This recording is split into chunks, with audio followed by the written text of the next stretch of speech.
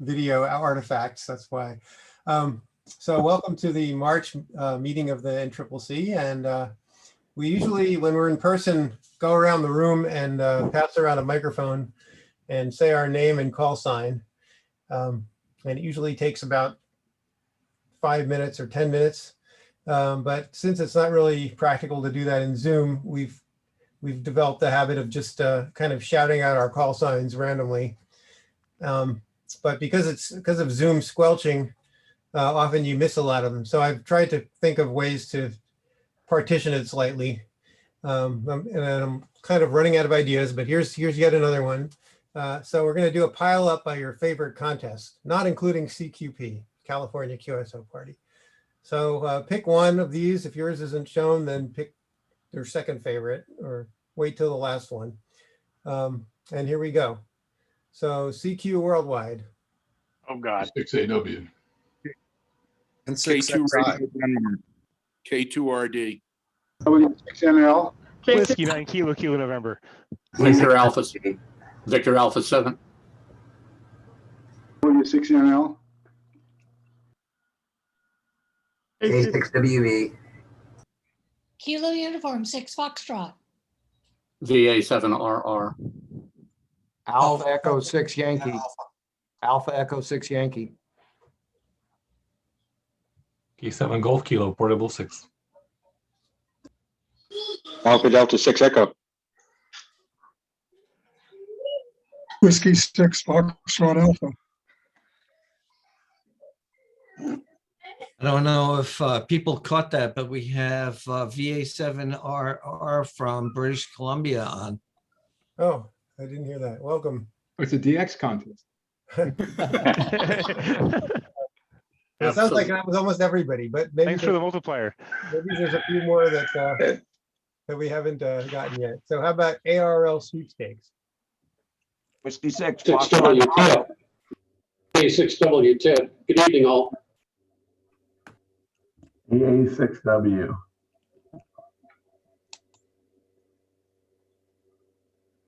Did it work? Okay, NAQP, North American QSO Party. Kilo 6. KG7 QXE.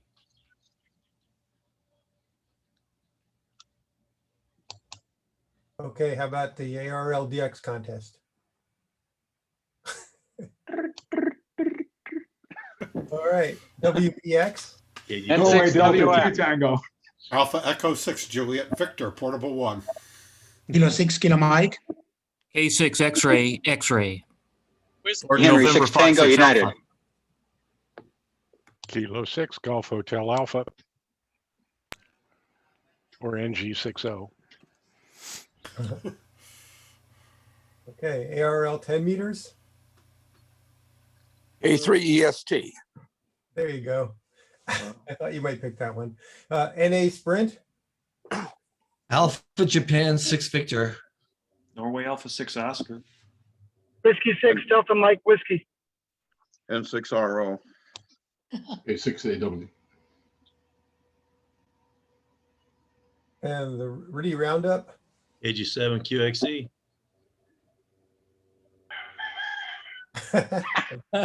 That's classic. Hey, Ellen. Okay, and finally, they're all my personal friends. WD60. Kilo X-ray Fox Tango. Oh, I'm changing to that. N6. I'll go with that one. AE6JV. Okay, It's a contest. I suppose I could have added I don't like any of them. Anyway, we're a contest club, so all right, well, welcome everybody. Let's go on to the next slide. So here's what we're going to do. I'm going to say a few words, turn it over to Bill, the vice president and contest chairman, and then Gary's going to talk about the exciting Land's End store for swag and cool stuff. And finally, we're going to have our main presentation about operating CQ WPX phone, which is coming up in just less than 2 weeks from Rich Smith, N6KT. Next slide. Okay, so there's been a lot of success lately, and we had a winning team in the North American CW Sprint. We had a winning team in the NAQP RIDI contest. We may have a winning team in the RIDI Sprint, but not sure. We've also had a number of members in the top 10 in sweepstakes phone and CW, which were recently published. And and lots of other contests. I'm afraid to start naming people because I know I'll leave people out, and I don't want to do that. So anyway, congratulations to everyone, and let's keep going, and everyone get on the air because it's the best antidote to the COVID blues, and especially WPX, which is a focus contest coming up. And if you need a call sign, I guess talk to Bill. Bill, you want to? Yeah, sure. I'll take a quick one on that. So as you know, we've been for the last several years really trying to drum up a good momentum on WPX. I mean, COVID made that a little more challenging because we don't have a lot of DX travel opportunities these days. But yeah, sometimes we've done remote things and other things of that nature. Keep in mind that applies to even people on the East Coast. So everybody's kind of suffering when it comes to a lot of DX stations being on the air. But you know what? WPX is still a really fun contest for us in California because it's particularly fair because we have access to all the JAs, and more on that in a minute. But it's one of these situations where we can make up a lot of headway on the low bands, just working Japan all night. A lot of these 6-point guys, right? So it's a one of the most I'd say one of the fairest DX contests you can possibly have from this part of the world, compared to all the ones where we get drowned by the East Coast in European multipliers. So in any case, if you are looking for a place to operate in the next couple of weeks, or I guess it's not this weekend, but the following weekend for WPX, let me know. I'll put out a survey out there, or I'll at least try to get that out there as quickly as possible. If you're looking for a call sign, as you know, with WPX, it's always nice to have a WPX friendly call sign, like Whiskey Delta 6 Tango, or NR60, or Whiskey Charlie 6 Hotel. And there's quite a few of those that may not necessarily directly be occupied, and somebody may be willing to loan you for this contest if you need it. So, it'd be better to be a multiplier than not a multiplier, of course. And it'd be nice to get as many of us on the air as possible, because that's the only way that we can really make a dent in this contest, is to button share and make it happen. And conditions, we're actually seeing sunspots these days. So, I don't think the high band action is quite there yet, but it's just around the corner. So fingers crossed. And that's all I have for the moment, David. Okay, I just was going to plow through the upcoming contests. There's the North American, besides that one, of course, there's the North American Sideband Sprint on April 4th, which is a lot of fun. Then there's Virtual Visalia, which is instead of the usual Visalia weekend, there's going to be 2 weekends, and there's going to be it's now called, I forget the exact official name, but it's the Contest and DX Convention, as opposed to just the DX Convention. So hopefully there'll be lots of great presentations, so you can go online and check that out. April also has a lot of QSO parties, so those can be a lot of fun. And then looking ahead in May, the very first day of May is this 7th Area QSO party, which is one of my favorite contests, and we can do really well from here with small stations. And also the New England QSO party is concurrent with it. And then at the end of May, we're going to have the other big WPX contest, the CW contest. And of course, every week is on Thursday night is the CW and RIDI sprints that we sponsor.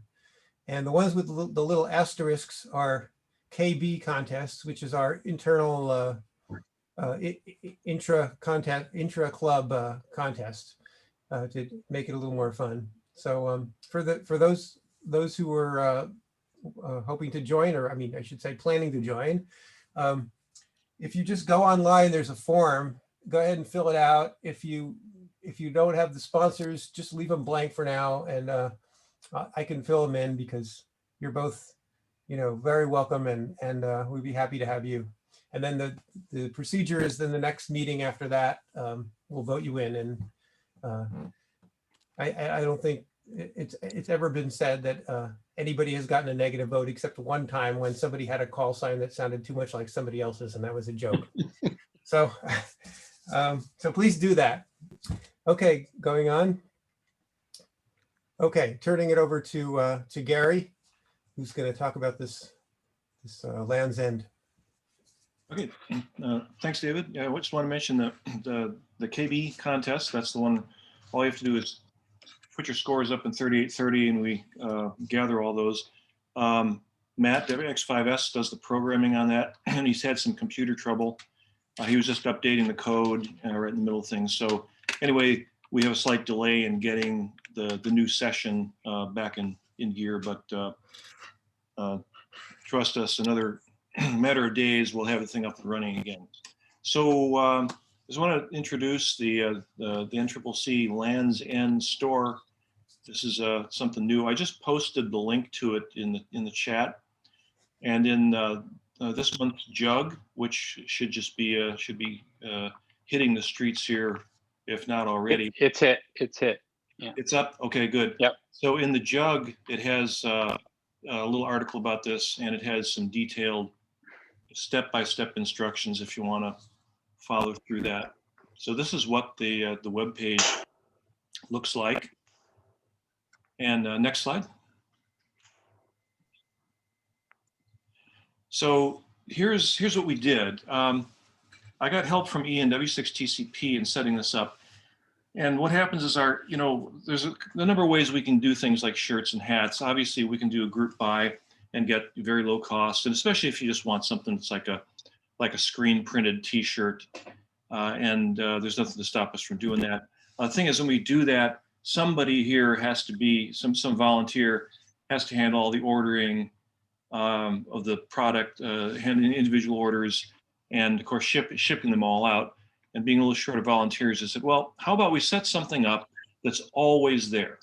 So at any time, you can choose to go and order a specific product just the way you want it.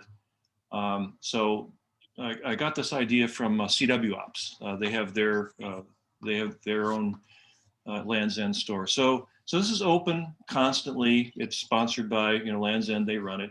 You connect to it. You have to create your own little account. You pay by credit card, and they ship directly to you. So it's just a transaction between you and Land's End. This is not cheap. They're high quality shirts, jackets, hats, things like that. It's nice stuff. And these are custom embroidered. It's not screen printing that's going to wash off after a couple times. So these are very nice products, polo shirts and things like that. So you get to choose from a number of different shirts, jackets, and hats. There's men's and women's. I kind of curated the men's part. The women's part has tons of products. I leave it up to the few YLs that we have here in the club. You can pick whatever you want there. And then you can choose to apply a custom embroidered NCCC logo. So you get the familiar little orange logo. And that has, of course, there's a charge for adding logo. And there's actually two logos. One of them has 50 years above it, and one's just kind of plain. The next thing you can do is optionally, you can add your name and call. It allows 10 characters. So if you have a short name and a short call, whatever you can fit in 10 characters, it'll embroider that underneath the logo if you choose to do so. So I said the detailed instructions are there in the jug. I'm going to post this to the reflector as well. And if you go to the NCCC.cc, right on the home page, there's a link. It gets you into the members only section, and this will also take you to the store, same place. So if you have questions on this whole thing, you're welcome to get a hold of me. Use the secretary address would be good, and I'll answer any questions. As I said, it's not cheap, but they're nice products, and you can order whatever you want whenever you want. No limits on any of this stuff. All right. So I think I'll kind of leave it at that. If there's any questions right now, I'll answer them. Hey, Gary. Yeah, Tom? Gary, this is Tom, NW6B. Just for fun, how much is a polo shirt? I think by the time you're done with a polo shirt with the logo and your name and call under it, you know, fully customized with shipping and tax and stuff like that, it ends up around $50. Well, that's pretty cheap, actually. Okay, thanks. Okay.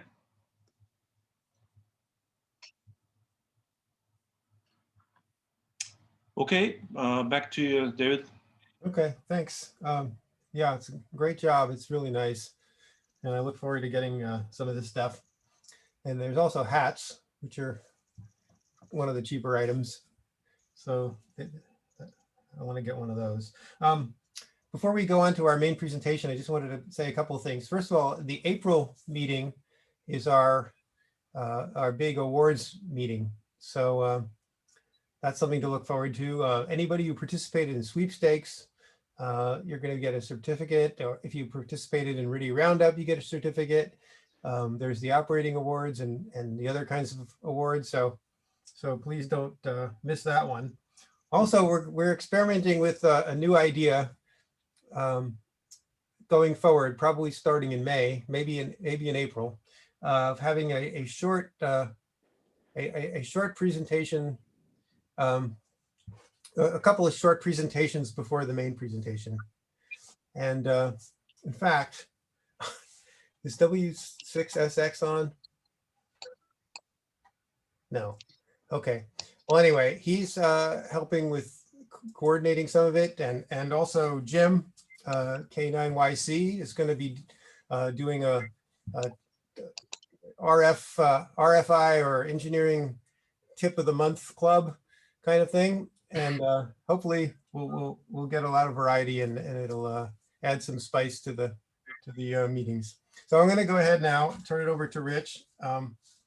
We're all you know, we all, of course, know Rich. He's one of the top phone contesters in the world, and he's going to tell us all how to do it as well as he does.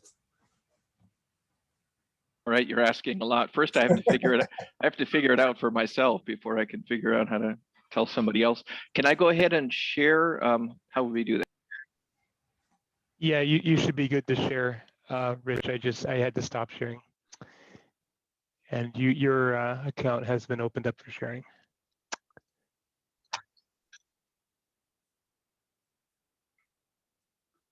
Assuming I have the right one. This video is not turned on. Yeah, just go to the share button, Rich, whenever you're ready. Or Rick. Yeah, Rich, yeah. And I think you're muted. And no video. Oh, there we go. Okay, I just a second. We hear you now. Yeah, you don't think he has video on the PC. It's not detecting it at all. Okay, are you seeing it now? Yeah, we are, but it's not full screen. So I go to slideshow? Yep. From the beginning. No, you don't have to set it up, just to from the beginning. The very left. Here you go. There you go. Whoa. Left arrow key and right arrow key. There you go. Okay, I'm so used to unmuting for little things that I'm so used to using the space bar for unmuting. So I had to figure out a few things. Thanks very much. So thank you guys for inviting me to do this. So I get to talk a little bit about what I know about CQ WPX. What happened was I agreed to do this. I thought it would be a great idea, and then I asked for questions from folks, seeing what they might want covered. And when some of the questions came in, I realized that there was some gaps in my knowledge, and so I asked a few folks to help me to fill in those gaps. And so these are now my backup folks, my backup team. no introduction needed for any of these folks. So I really appreciate, because this talk is going to be centered on operating from California. And I haven't done so much of that for quite a number of years. I wanted to get some help from a few folks. So thank you guys. The topics I would like to cover, a short intro. Why is a WPX contest appealing? And I heard Bill saying some of the same things that I had in mind too. Contest details. This is an NCCC focus contest in this year. And so operating from California, that's what we're going to concentrate on. Strategies, propagation, band plan, and then Q&A. So is my audio okay? I've got a little preamp in line. Okay, thanks. That's fine. All right, thanks. Okay, so let me move something around here so I can see what I'm saying. There we go. So I've operated quite a bit in the last couple of decades or so from DX locations. So I pulled up out of the website, the WPX website, it pulled up the top 20 scores, top 20 scores ever. So I end up 4 of the top 20 scores.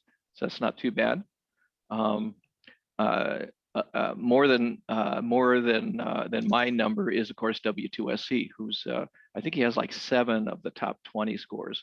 So he's done super well also.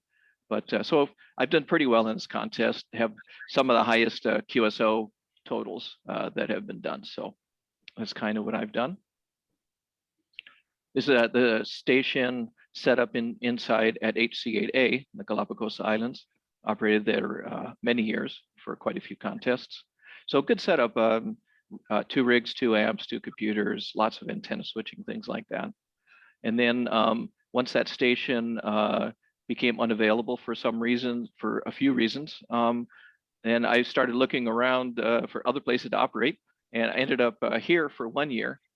This is the WPX contest in 2015, and I'm operating in French Guiana. I have a card table set up in the carport of an abandoned building up on a hill in French Guiana. So you can see going from what I was more used to going to something a little simpler was a big change. Operated 1 contest there. So this is what the carport looked like. You can see all the tools laying around. I got the antenna put together, and with some help from a couple of local FYs, got it set up. And got it set up the day of the contest, got the station set up about an hour before the start of the contest. So, and this is the antenna, 5-element 10. At probably maybe 16 feet off the ground, something like that. But being on a hilltop is certainly helpful. And you see the rope coming off the front of the antenna, so it was rotated by putting down my headphones, running out there and pulling on the rope to turn directions of the antenna. So what makes the WPX contest appealing? And you heard from Bill too. You can work any station for QSO points. That's different than most other contests. Low band QSOs outside your country count double the points compared to the high bands. Multipliers are the call sign prefixes. Multipliers count only once, regardless of band, which is actually a very different thing than most contests, and actually a good thing for the West Coast, because we don't have to work hard to try and work Europe on 80 and 160. And so the East Coast has less of an advantage for that reason. QSOs count for each band, so you work the same station, you work any station on each of 6 bands, it counts on each band. And it's lots of fun to operate from the West Coast, and you heard Bill say that, and I enjoy it too. I enjoyed it as a fun contest to operate from the West Coast. So the contest period starts 10 days from now at 00 Zulu. It goes for 48 hours. Single ops operate 36 out of the 48, and I'll get to that in a little while. Contest exchange, signal report, and serial number. Bands of operation 160 through 10. So this year they made a rule change: single op all band, and single op single band. Assistance is allowed, and there's no separate unassisted category. So that's a little bit different this year. And then the multi-ops, they added a category here too. So your typical multi-single, multi-two, multi-multi, and then they have multi-distributed. And then another interesting thing about this contest, there's overlay categories. So you enter as a general entrant, and then you also can say that you can enter as one of these overlay categories. So there's tri-bander single element. So you have one tri-bander with one coax going to it for 20, 15, and 10. And then a single element on 40, and could be a different single element on 80 and a different one on 160, but it has to be a single element. And then there's the rookie category, licensed 3 years or less. And then there's the single op classic, which is one radio, 24 hours of operation and no assistance.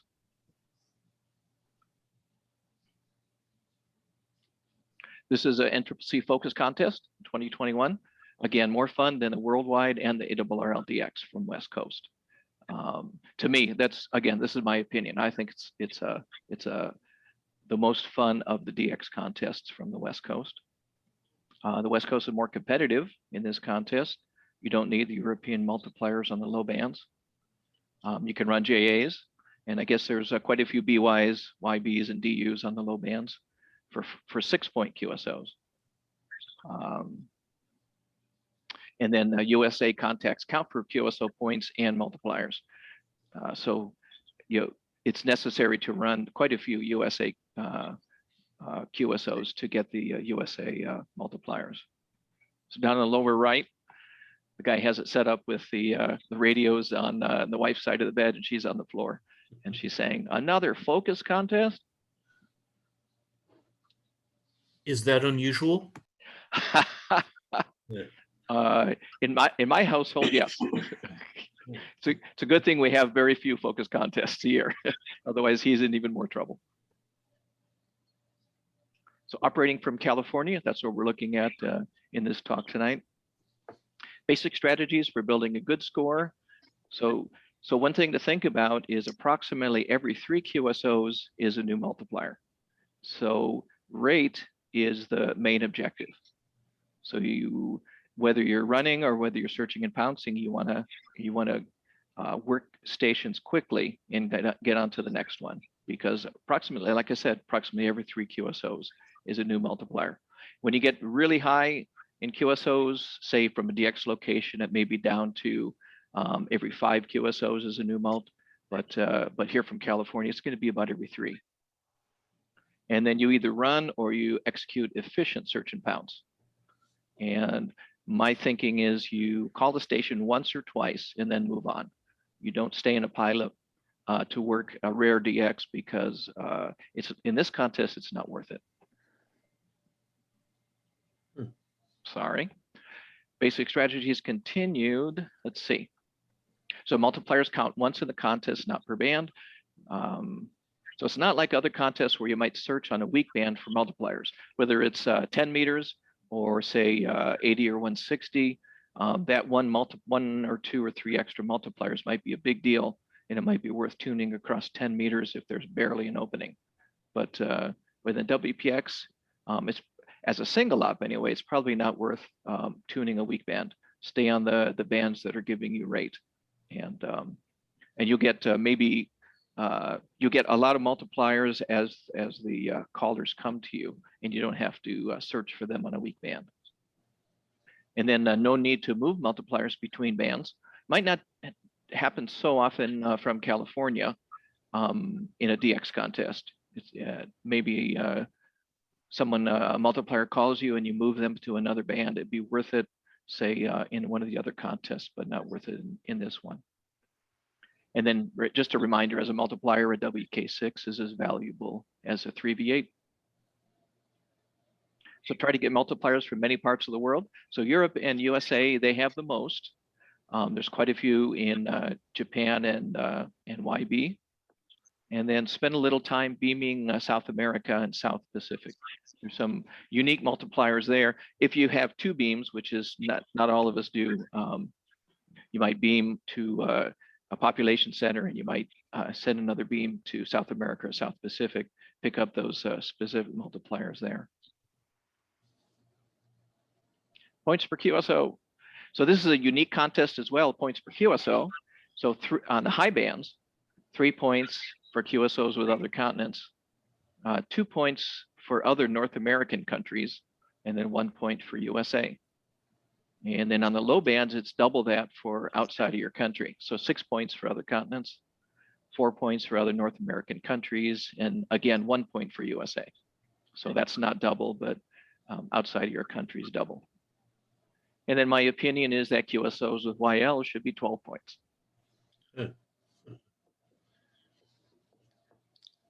you want to maximize score production. So in approximate order, you want to run JA on 40 meters. That's 6 points per Q, and it's also quite a few JA multipliers. If you can run Europe on the high bands. And I think that might be a trade-off between the first and the second. If you have the kind of signal and there's good kind of opening that you can run Europe on the high bands, that might probably be worth more to your score than running JAs on 40 meters. But it really depends on what the conditions are like that weekend. And then running JA on the high bands, so 3 points per Q. Running USA at high rate on any band.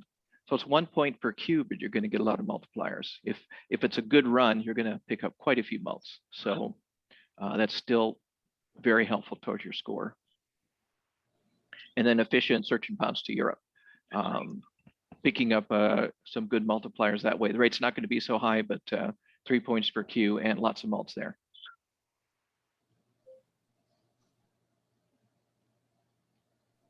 All right. Okay. Let's look at maybe a couple of operating strategies, maybe. So I'm going to ask, I'm going to say a few things here, then I'm going to ask Bob Cox to come in and say a few words too. So staying awake. I started out my contesting some years ago with things, eating and drinking things that were not easy to digest. And it turns out it uses a lot of the body's energy to do the digestion. And so I choose things that are easy to digest. I do use caffeine, help me stay awake. And one thing that's kind of a psychological thing. So I make a band plan before the contest, and I have a sample of a band plan in a later slide. And so if things are going okay, but I'm having a hard time staying awake, if I look at my band plan and if I see, okay, I've got an hour and a half to go before I can take a rest break, just knowing that I have that that deadline, maybe, I don't know if that's the right word for it, but knowing that that I'm going to have a chance to rest, it helps me to push myself to that up to that rest time. Button chair. For me, okay, this is psychological for me, and I'm the kind of operator who gets in a contest and wants to win. So the strongest influence more than anything else is my desire to win. More than everything else below that, if I want to win, I'll put up with an uncomfortable chair, I'll put up with uncomfortable headset, push myself through fatigue, because that's just, I have that desire. So for me, that's number one. There's other additional things. Having a comfortable chair. For me, I don't like armrests. It gets in the way when I try to relax my arms and my elbows going down. I don't like rollers on my chair because my chair moves when I don't want it to. And I use foot switches. And so I try to, I need to be in the right position so I can efficiently use the foot switches. So if the chair rolls unexpectedly, I'm going to miss the foot switch. I don't like that. Right table height, typically 29 inches is what I find. Comfortable headset and boom mic. I don't like having the headset squeeze my ears and being uncomfortable. And then comfortable computer monitor locations too. So I wanted to ask at this time, can Bob Cox come in and say some of his ideas about staying awake and button chair? Thanks, Rich. Well, you certainly covered it fairly well. For me, the main thing is what you mentioned about your time offs. I always think of the time off as the place where I want to aim at. it's sort of like, this is sort of a ridiculous example, but the more you, for example, if you're on a long trip and you have to go to the restroom, as the closer you get to the source where you can get off, the more urgent it becomes. That's sort of a stupid example, but this is essentially with the time offs too. I put the time off. So if I operate, for example, on 40 meters, and I take it or in the contest, and I want to operate all the week, I always pretend I have to operate until like 11 o'clock in the morning. So in other words, I make it a little longer than I really have to stay awake, and that keeps me focused on constantly pushing the whole time. And coffee is a good thing for me, at least, to keep me awake. And I don't really eat very much at all during the contest. It's occasionally I do something with a little sugar in it to keep me, to give some energy, and that helps quite a bit. Other than that, a comfortable chair is very important, and I always use as much movement of my hands to keep me awake during slow times.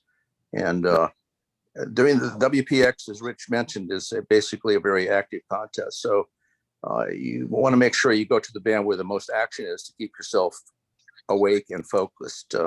Rich, that's what I want to say about that. Okay, great, thanks. Very good. Let's see. Ken, you want to add anything to that? Well, I think both you and Bob pretty well covered it.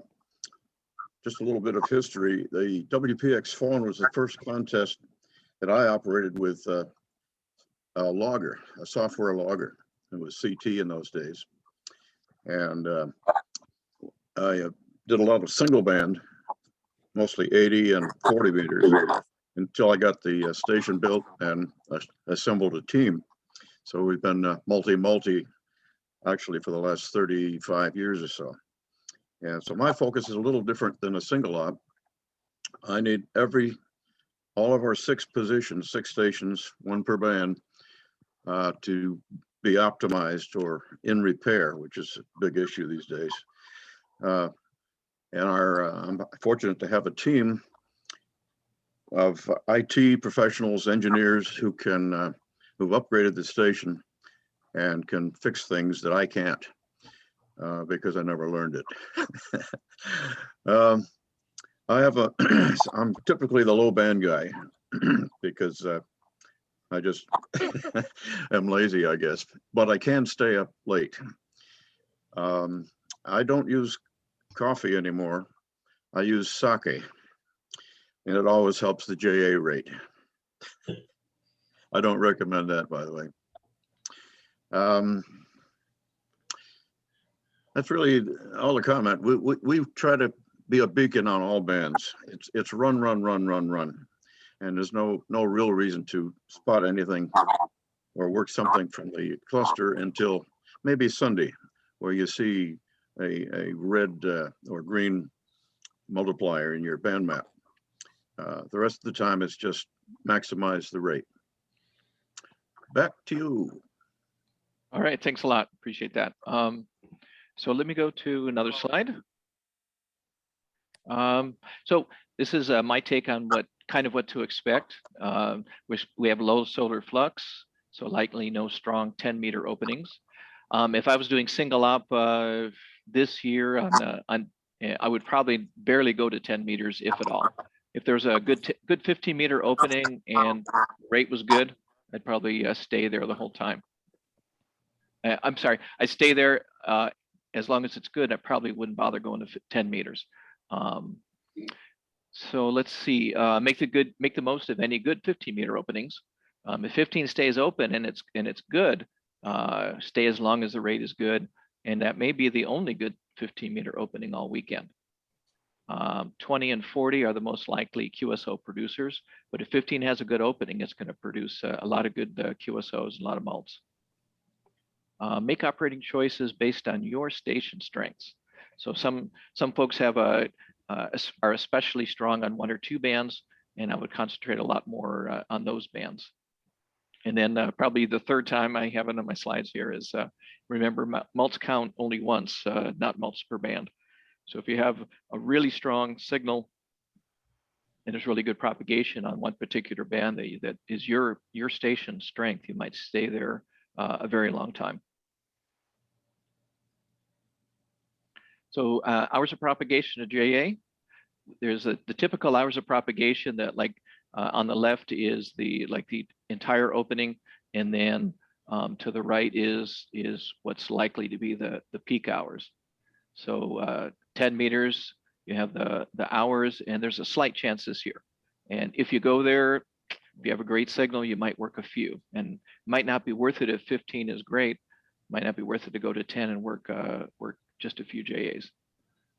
So I'm not going to read these off, but you can see them. The hours of the entire opening on the left, and then the peak on the right. On 40 meters, I added BY and YB. Those are the peak hours for those two countries. So I wanted to. Dave, do you have anything else you could add for propagation of JA or anything else for running JA? Well, I don't have anything to add for running GA. I wanted to back up one notch. Station layout and how to keep from being tired. When I was racing a car, as was Barb, we learned that you want to minimize your hand motion from the wheel to the shift. I mean, in a race car, it's really inches or half inches that you only want to move. Otherwise, you lose concentration. And I've always tried to design the station in the same way. You can see that in the HC8 station that we built. And the other thing is that you want the things you use the most to be the closest, and the things you hardly ever touch to be the farthest. Kind of a architect's design for buildings. As far as propagation, you never fail to learn something. In a talk by W3LPL in this year's contest university, I finally learned the answer to why does 40 meters stay short for a certain time and then go long. And I won't go into the details, but basically it's that the E layer is dissipating. And while it's still ionized, you only get short skip, and suddenly it goes away. Sometimes quite suddenly. I had an experience, as did you, Rich, where I was in the near the Mediterranean, and within less than a few seconds, suddenly all of Africa popped in on one of the bands. But that's what I know. I'll come back to me if you have any other questions. But as far as propagation, I do strongly recommend that, each station is different. Each station has strengths and weaknesses, and it's worth analyzing your station with terrain analysis software. K6TU has a great website to help you do that. So you want to play to your strengths and avoid your weaknesses in a contest where rate is the big deal. The other thing is, if you are CQing and your rate slows down, in my imagination, there are less people tuning across you. The population is less. And the theory says you should then make a longer CQ, because that way you won't miss anybody who tunes by you while you're listening. And I try to do that as the pileups go down. That's it for now. Back to you, Rich. Yeah, I got one for you, Rich, too. Yeah, go ahead. Yeah, sure. So one thing that I've started doing, and it's kind of becoming a habit more than anything else, is the week before the contest, I'll start throwing CQs at different times on the edges of when I think the openings will be on CW normally, because I want to see what the where I get spotted on the RBN. And that'll start telling me things like, okay, first of all, propagation is not going to change that much day to day in a week. I mean, unless a major event happens, we have a new solar storm, the K index goes through the roof, we have a new sunspot, new active region, whatever. Day to day, a lot of, at least at this point in the solar cycle, things are pretty similar from the last day to this one. So, and if you think that that's what's going to happen during the contest, you don't see any new active regions coming in or any new solar storms coming up. What you might do is just assume that maybe today's openings are going to be very similar to tomorrow's openings, and in fact, you're going to see things like, well, the JA, I'm going to get spotted in JA, it's going to start tapering off at this time. It's going to start opening up on this time. Keep in mind that CW is a little easier to propagate than say phone. So you can, shorten that window up a little bit, but really good idea to kind of know what's going on in the bands the week before. So just throw those CQs out, watch what's happening at your station exactly. Look at those dB numbers and start figuring out where you're getting spotted.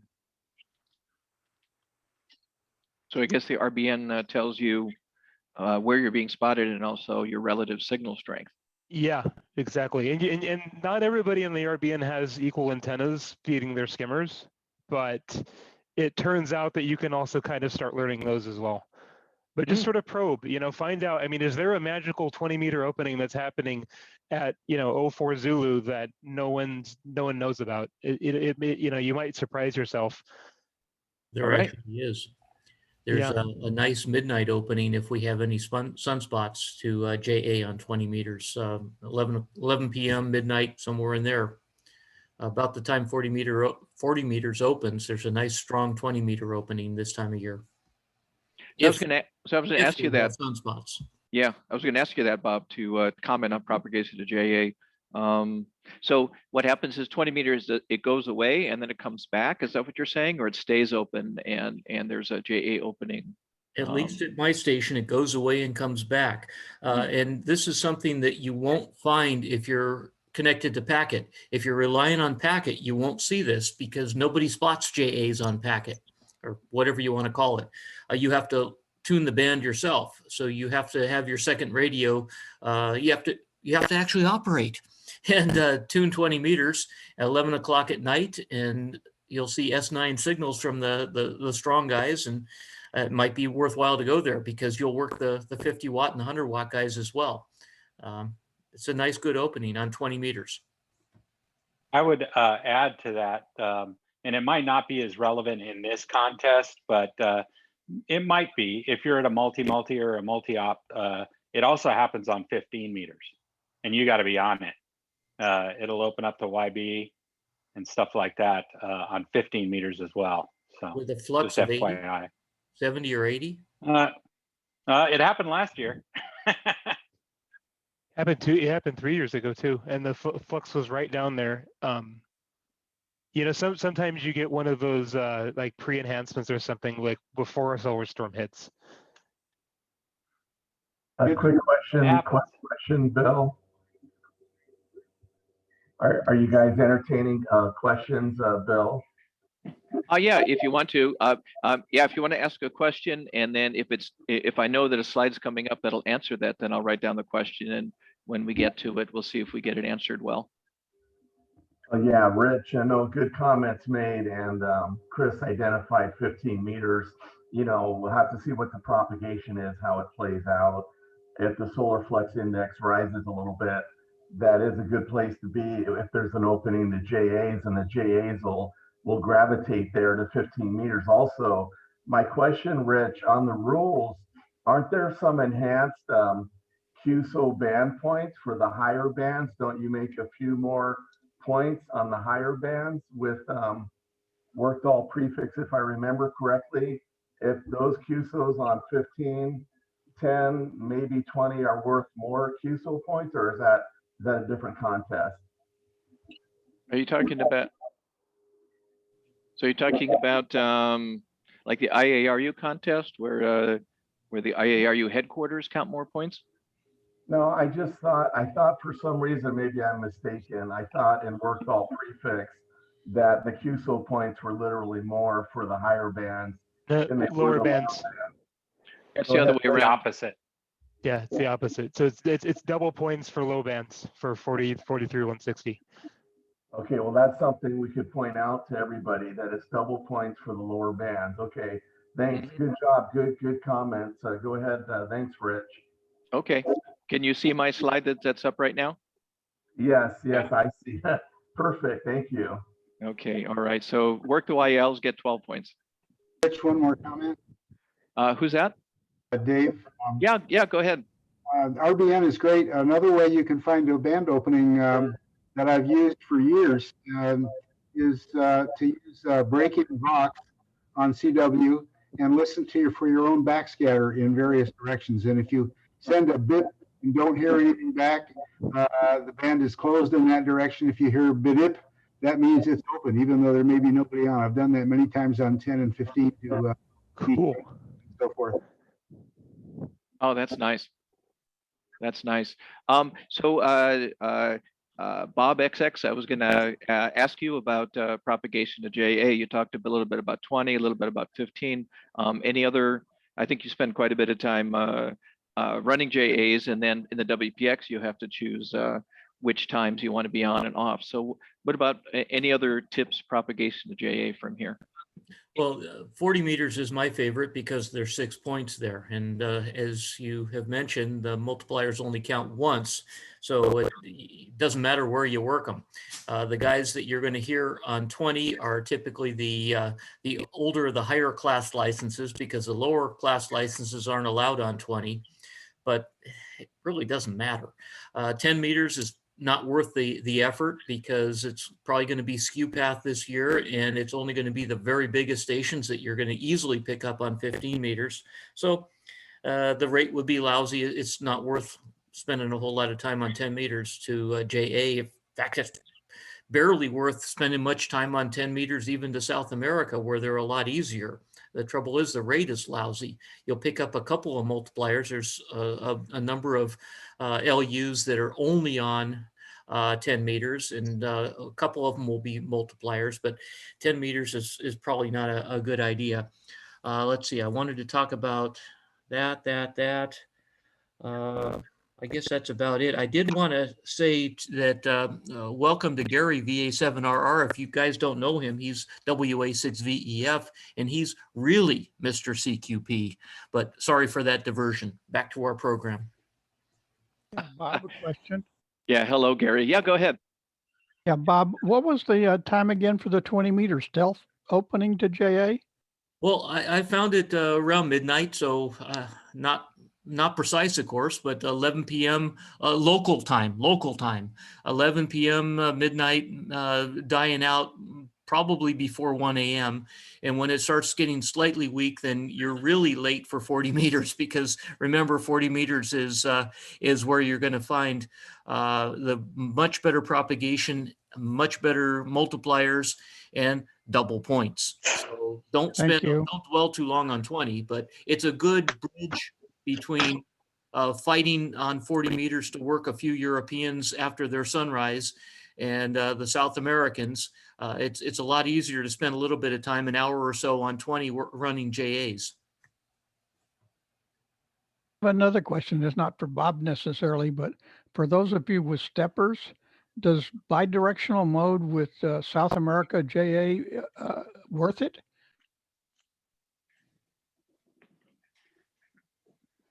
It does for me on the higher bands. This is K6DQ. It would definitely be 20 and maybe 15, but definitely 20. I find, this is Tom ND2T, I have a classic 3-element stepper. I find when I'm working JAs, I can easily work South Americans off the back of the beam without changing the direction. So I almost never use the bidirectional mode. Thank you.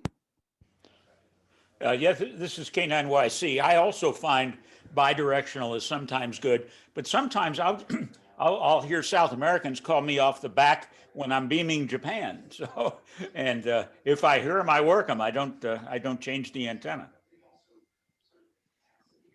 You tend to need to have as best receive capability as possible to work the JAs operating out of their apartment with a mobile whip. So, yeah, I was thinking the same thing. If you go bidirectional, you may not be hearing as well in the direction you really want. So I was thinking the same thing, Bob. Yeah, that's been my experience too. I just wanted a writer, perspective on it. We put 250 JAs in the log on 15 meters during ARRL DX a week and a half ago. Very good. All the 5 and 50 watters were in. So they're there. Go Great. get them. One quick comment. Yeah. On reversing your stepper or going bidirectional, I found that very advantageous from out here in the middle of the Pacific. Mostly beaming towards North America, you know, get a VK calling off the back. Yeah, it's easy to work the VK, but there might be a few others back there. So I'll go to bidirectional mode for a few minutes just to see if somebody else will call. And if not, I'll go back to a forward towards North America again. So yeah, you can play those kinds of games, and I think it does help. Thanks. Yeah, that is more or less what I do. I don't use bidirectional very often, but you know, when it fits, I use it. I see what you mean. If you get one caller off the back, then you go bidirectional, see if there's any others lurking on frequency. Yeah, and sometimes even just reverse it. You know, Okay. it just all depends, you So- know, what you feel in propagation and activity. So believe it or not, there are two big advantages to being able to go in two directions at the same time, whether that's stacking or the stepper way. One is, yes, you can hear in two directions and your energy is getting into, or your energy is going in two directions, but it's also good for frequency defense. If somebody behind you that you normally can't hear starts CQing on your frequency, well, if all your energy is going in one direction, you're never going to know that they're there, but they're still QRMing you, whether you realize it or not. So it's not always necessarily the best idea to have all your energy going in just one very sharp direction. If you have a single tower station with a stepper and a 40-meter beam pointing in the same direction, you can reverse the stepper, work Japan on the 40 and South America on the reversed stepper. Yep. Yeah, azimuthal diversity will always reign supreme, and that if you have the capability of doing that. Okay, very good. Let's next slide. Hours of propagation to Europe. And so these are, I'm not sure these are correct. Maybe Bob Cox can get, are these correct? Or I can actually change these real time if I've got these wrong, I think. Whoops. I can't right now. I'm in the wrong mode. When I'm in the presentation mode, I can't change it. But go ahead, Bob. Can you take a look at what I've got here? And does this look reasonable? Well, it's reasonable considering the conditions might be sort of normal. If they're like the ARL contest, they're absolutely abnormal, which was very terrible last 2 weeks ago or whatever it was. So my comment would be the fact that nobody knows your station like you do. And I would check at those times on 15 meters and 20 meters. 20 meters is about right. And 40 meters is little about the right. That's, in other words, the times are right. But I would check at those times to see if you hear anything. If you don't hear anything on 15, just forget about it, because they're not going to be there. They weren't there at all, as Chris will tell you, on 15 meters. On 40 meters in the last contest, I worked 34 Europeans, and I really tried to work them. So that shows you that really even though the band's open, you really are not really going to get too much. So what you want to do is maximize your chances of getting the biggest score. And the JAs it doesn't go through an aurora zone. So that's where you really should put your energy, assuming that the European OMI will be mediocre. If it's a good European OMI, that's a different story. But if it's mediocre, then you should concentrate on JAs as much as possible. And don't ever forget that most of your multipliers are coming from the United States. There's over 900 multipliers in the United States. So whatever you do, if you have a chance to do it, always try to beam towards JA in the States and then look around for the other areas. Europe is as you well know from out here, an iffy situation depending on what band you're on. Like just looking at this thing here in the ARL sideband contest, there wasn't any Europe on 15. 20 meters was mediocre. 40 I had 34, and 80 had maybe none. So that shows you what the story is. But there were lots of JAs and lots of Yankee Bravos and lots of BYs. So those are where you want to spend your time trying to maximize your score. Just off the top of my head, Rich, that's what it looks like. Okay. Any other comments? Dave, you have a comment? No, you're dealing in an area of recent ignorance for me. I've been working on my book for the last years, but I would say that the idea is to maximize your not your rate so much, but your score rate. So emphasizing the low bands if you can, even to the US, seems like a great idea. Okay. Yeah, I hesitated even putting 80 meters there. I didn't put 160 or 10 to Europe, and I hesitated putting 80 and 15, but a slide with just 20 and 40 seemed like it was kind of almost a bare slide. So I put in the other bands just in case something really good happens. Not very many of us can work Europeans on 80 meters, even with a pretty good antenna. Well, this is the seasonal peak in propagation. This is the equinox. So if it's going to happen, it's going to happen this weekend. Yep. All right. All And right. 20 meters can open as early as 1400 maybe. And there's a possibility of remote possibility of openings during the night to Europe. So you just have to be agile. Okay, good to know. All right.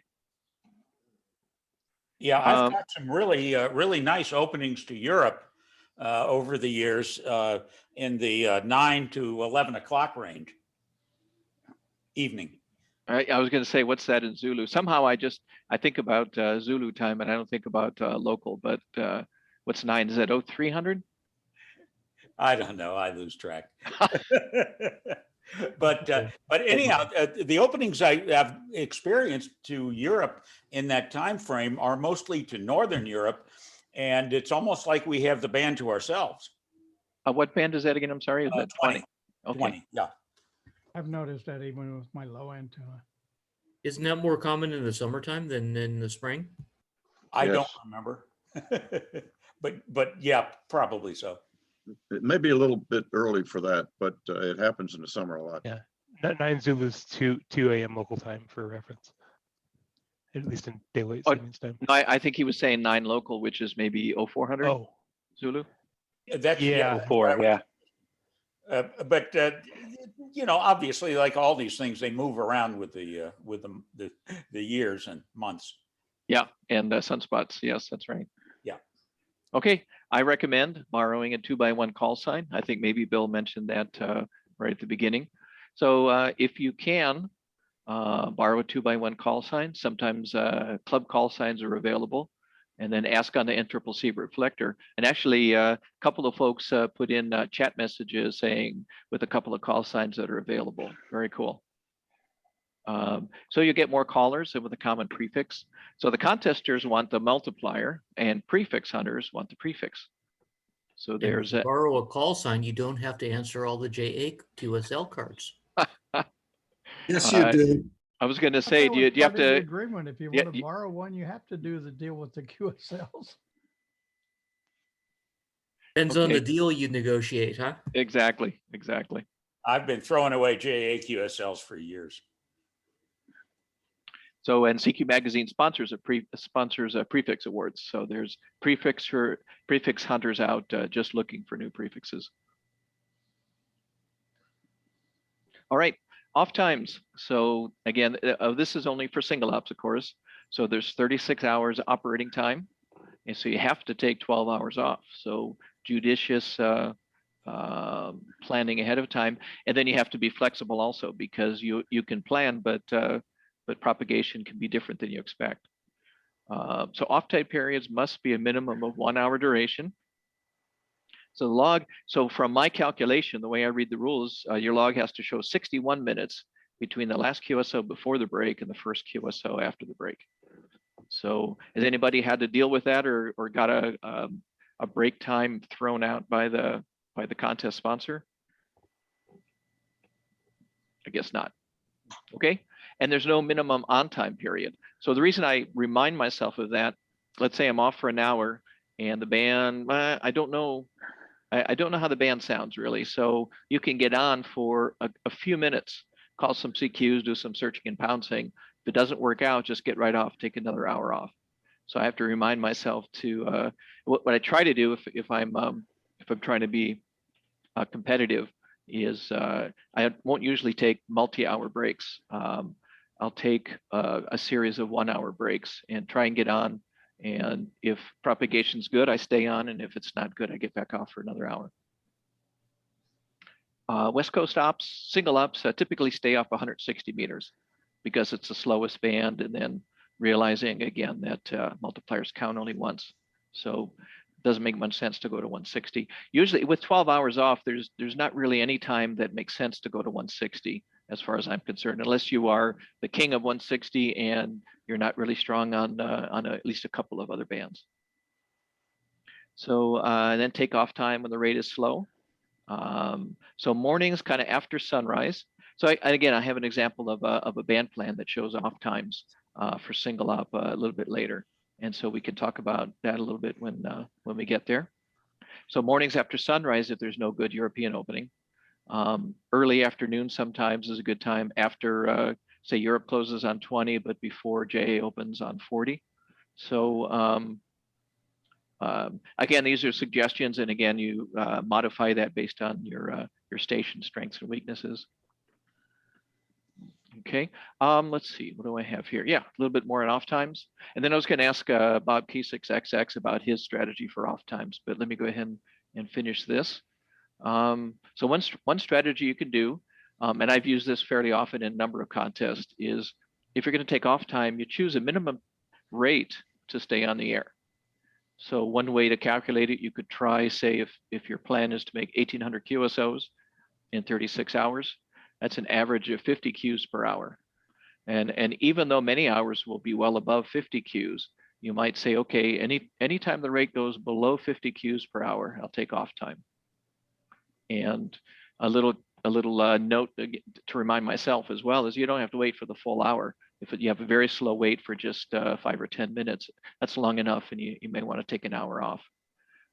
Another way I use this minimum rate idea is, let's say, especially from a DX location, I'll say if I expect to make X number of QSOs, then I'll divide that by 48 and then say that's the minimum rate.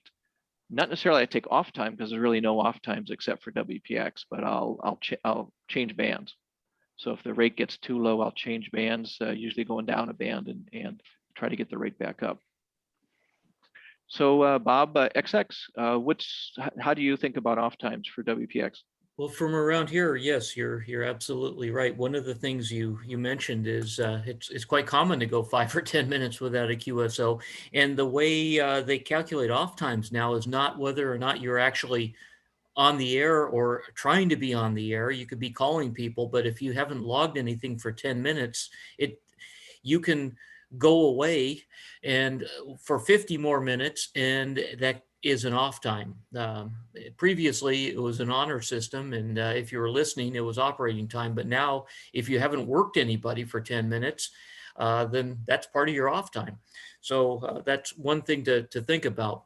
The other thing is with WPX with a maximum of 36 hours for a single op, a lot of guys don't spend very much time on their Sunday. So front load your operation, get on Friday at 5 o'clock and operate as hard as you can. The first 24 hours are typically your best. After that, the rate starts dropping, not just because you've worked everybody, but the guys that are, people start dropping out. So it's most important to be on the first 24 hours. And I typically, after the JA run, after the European run on 20 and maybe 15 meters in the mornings, I take some off time and get some sleep. On Sunday, for example, the European opening, even if conditions are good, is typically disappointing because if you're searching and pouncing, you've worked everybody. That's the same guys over and over again. If conditions are great, you can run. That's fine. But typically, for this year, we're probably not going to have great conditions.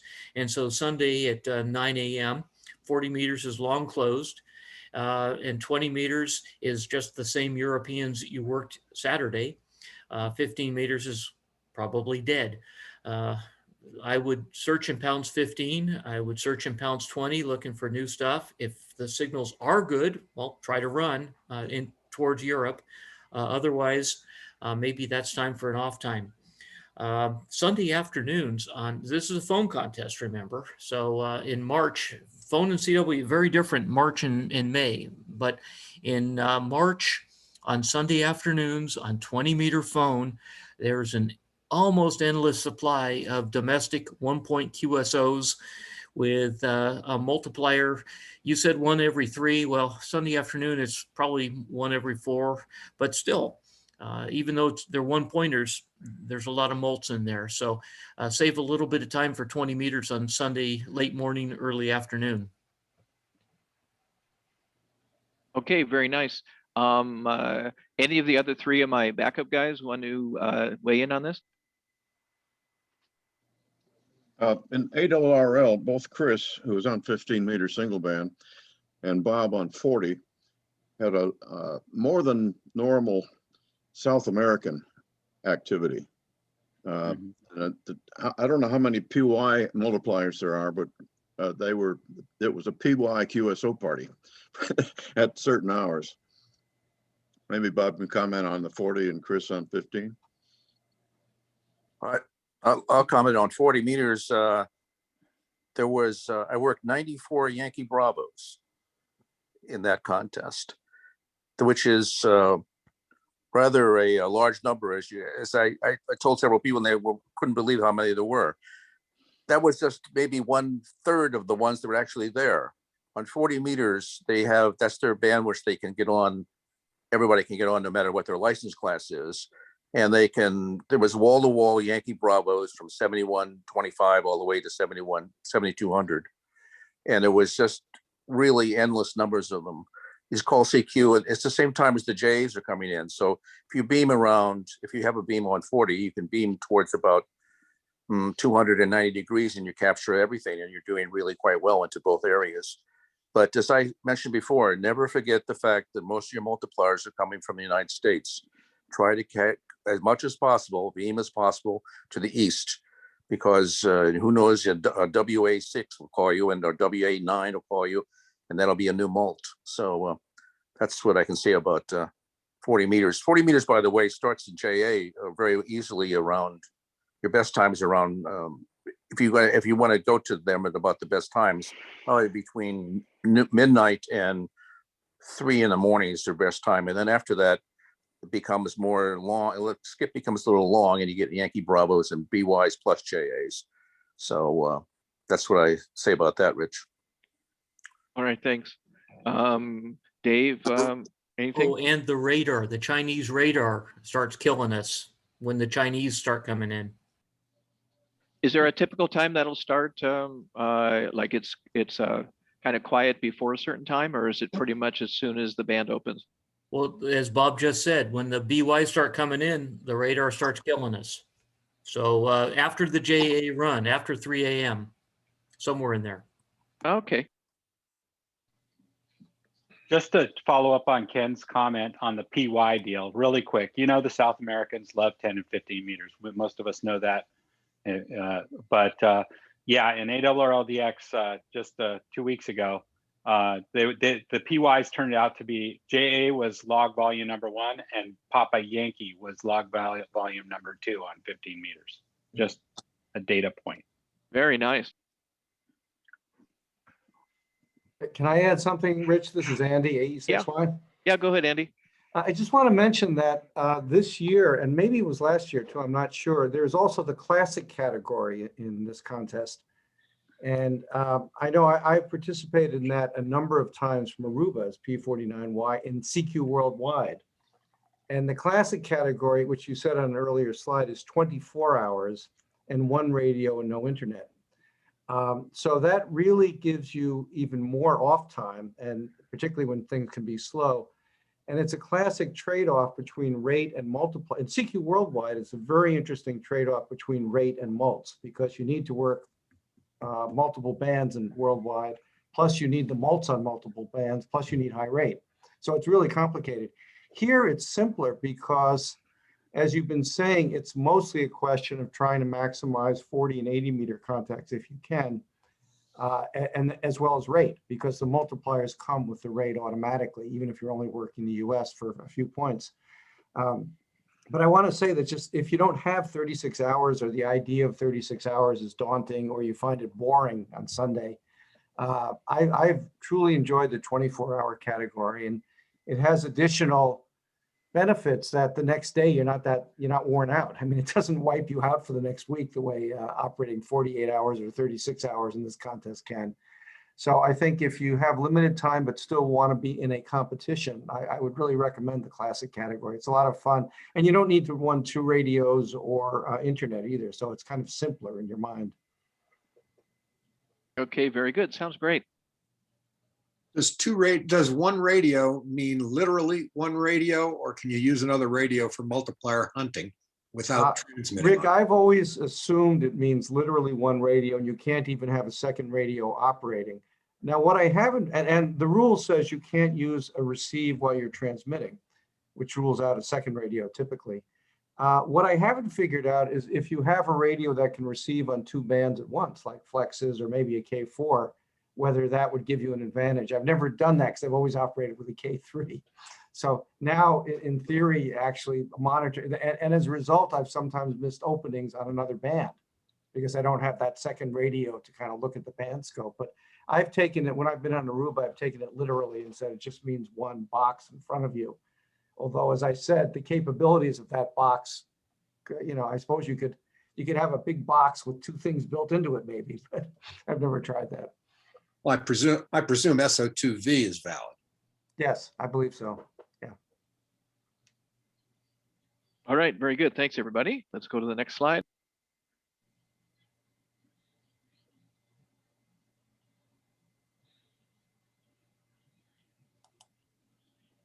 Ooh, penalties. I'm sorry, I forgot to unmute. There we go. So we don't like to think about penalties much, but we probably should try to be accurate. So there's 2 kinds of penalties. There's a penalty where the contact's removed and a penalty of 2 times the QSO point value for that contact. So that's for making call sign errors. And this is interesting. I don't know if this is common or not. Call signs not found in the other log. So NILs, if he doesn't log your call, he or she doesn't log you, you lose that contact plus a penalty of 2 times the QSO point value. That's pretty high. Is that unique in this contest, or is that typical in DX contests these days? Pretty typical. CQ Okay. Worldwide is the same way. Okay. I think in the Russian DX contest, which is this weekend, they shoot you if you have more than 2% of those. Or they give you something radioactive. Yeah, not only that, the Russian one's unique because they actually penalize the other guy too. Oh, that's interesting. Yeah. Well, I see. So if you, So if I call somebody and he doesn't log it, he gets a penalty too. Interesting. Good. Interesting. I've got a question, comment on this NIL thing. I think you don't get penalized if he miscopies your call, but the QSO is in his log.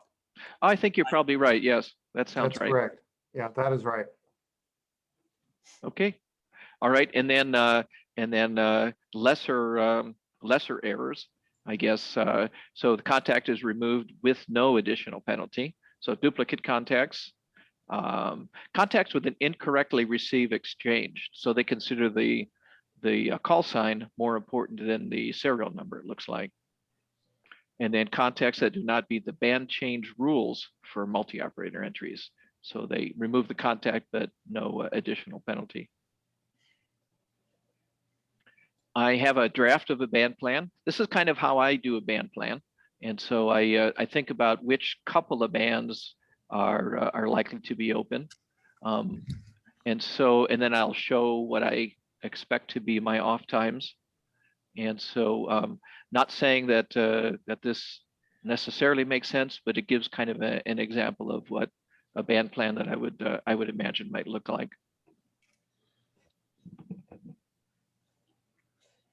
So any questions or any suggestions that maybe doesn't make sense for to someone?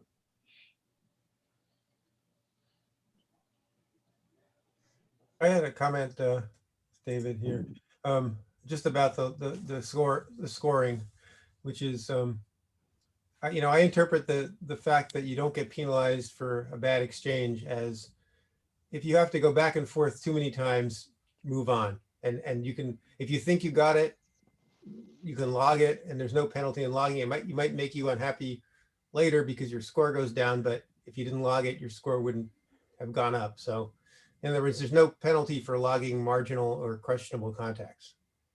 I guess no penalty if it's the serial number, but there's a big penalty if it's a call sign. Yeah, gotcha. Right. If it's a serial number. Okay.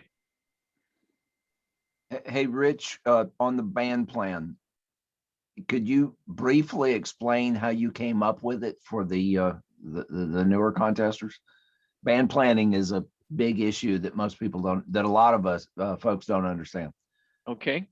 So I'll look each hour and I'll think what are the two most likely bands to be open. So I'm thinking 20 to USA, 15 to JA, most likely to be open.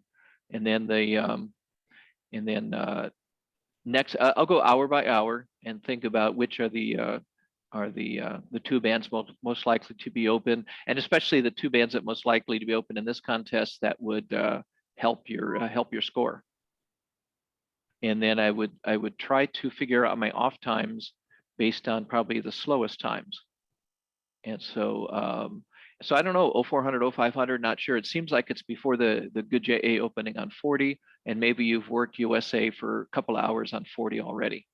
Now I wouldn't come to 0400, and if I have a good run going on 40 or 80 to USA, I wouldn't take that off time until the rate dropped, and then that means even a couple of hours later, if the rate dropped, if the rate's really good into 40, lots of US and lots of with lots of multipliers, I would just stay on and just ignore that off time, with the idea that that was my guess would to be a likely slower time, but it's not. In this particular contest, for some reason, it was not a slow time.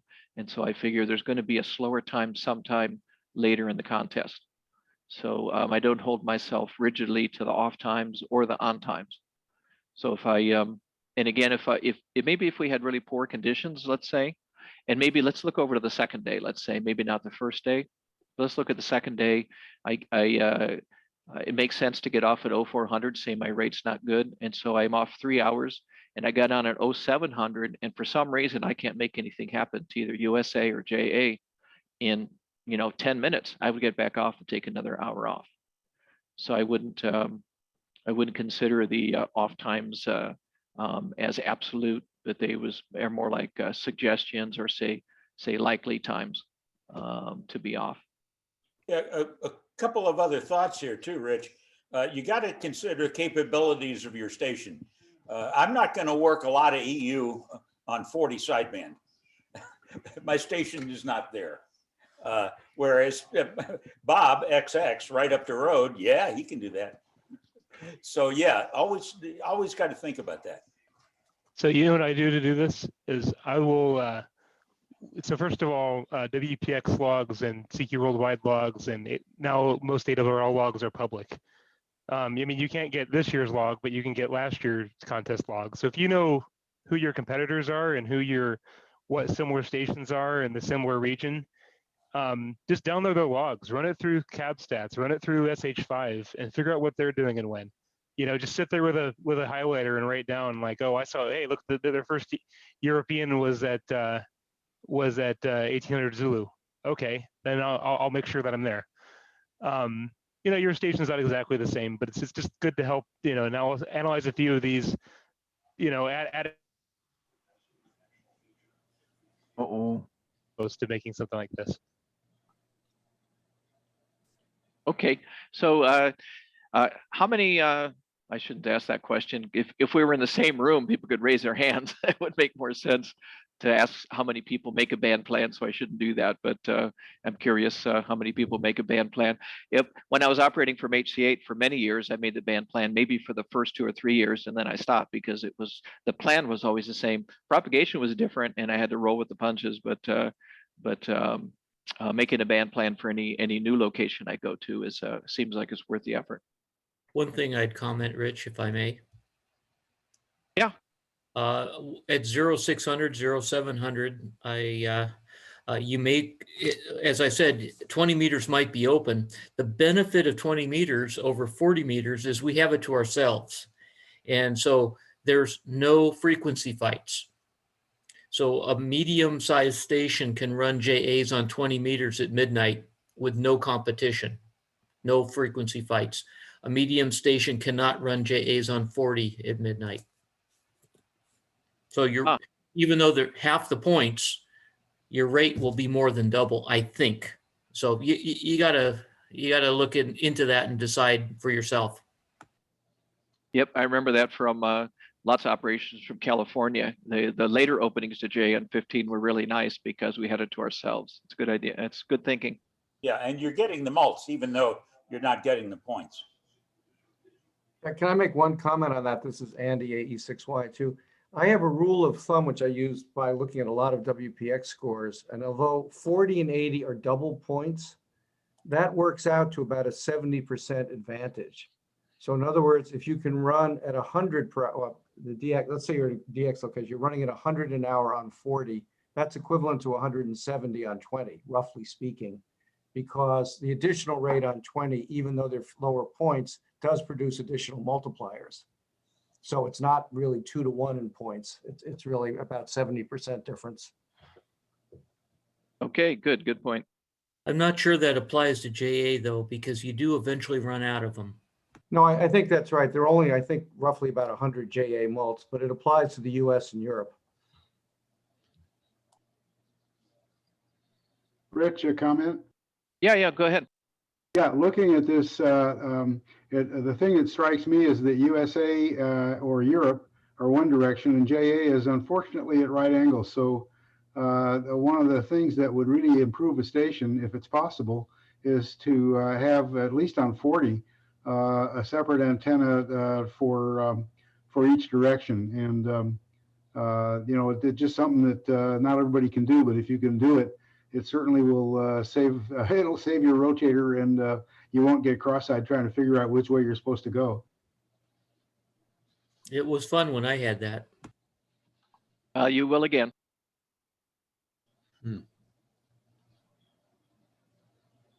Okay, my thinking, if you look at the 0200, 0300 hour, my thinking was not running Europe, but my thinking was, say, if you have a pretty good signal, but you just can't squeeze in and run on 40 because it's just too crowded. So if you're searching and bouncing, that's what I'm thinking.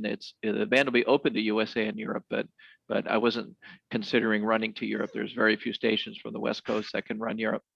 Somebody else was going to say something? All right, thought I heard somebody. Okay, let me go next slide.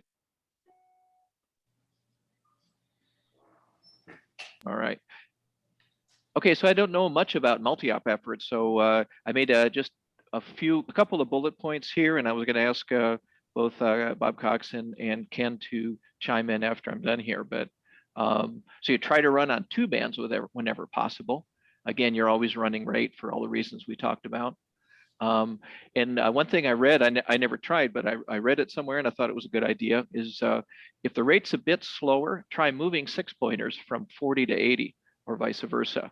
So if you have JA calls you on 80 and you can see that you need them on 40, ask him to move, unless of course you have a pileup or lots of callers, sure. But it's at least an idea. And then again, try to pick up multipliers from all parts of the world. You have that luxury. Things are going to get slow at some point, and so think a little bit more about maybe beaming South America, like Ken and those folks were doing, and then maybe to South Pacific for a while too.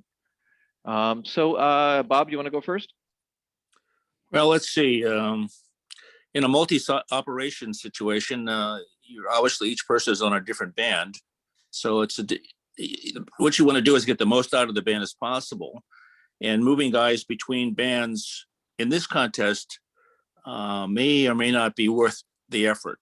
Moving from 40 to 80, maybe you're losing more contacts on 40 by trying to find the guy on 80 when he finally shows up, or if he can even hear him on 80, because you're always trying to move like a JA or something like that, which is a point value. It's not worth any mult because you've already worked him on 40, for example.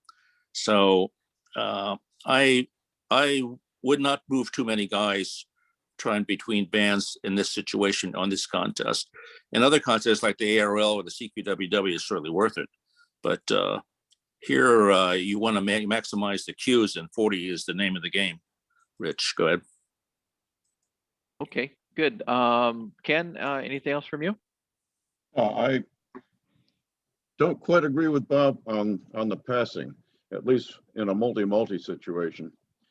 And especially on phone, it's easy to say we're also listening on 3803 if you're on 40 meters or vice versa. So it doesn't cost us anything to attempt to move somebody. It's just an announcement you make mainly to hold your frequency and attract people to work on the band that you're on. But every so often just say we're also on blah, blah, blah. That makes sense? It makes sense to me, Ken, as you put it. And what I would suggest to when the guy on 80 meters, for example, is calling CQ usually into JA. So the frequency is spotted on N1M, K1 on N1M. So obviously you can move into that frequency without too much loss of anything. Yeah, right. It just depends whether you're multi-two, multi-single, or multi-multi like we typically are. Right, right.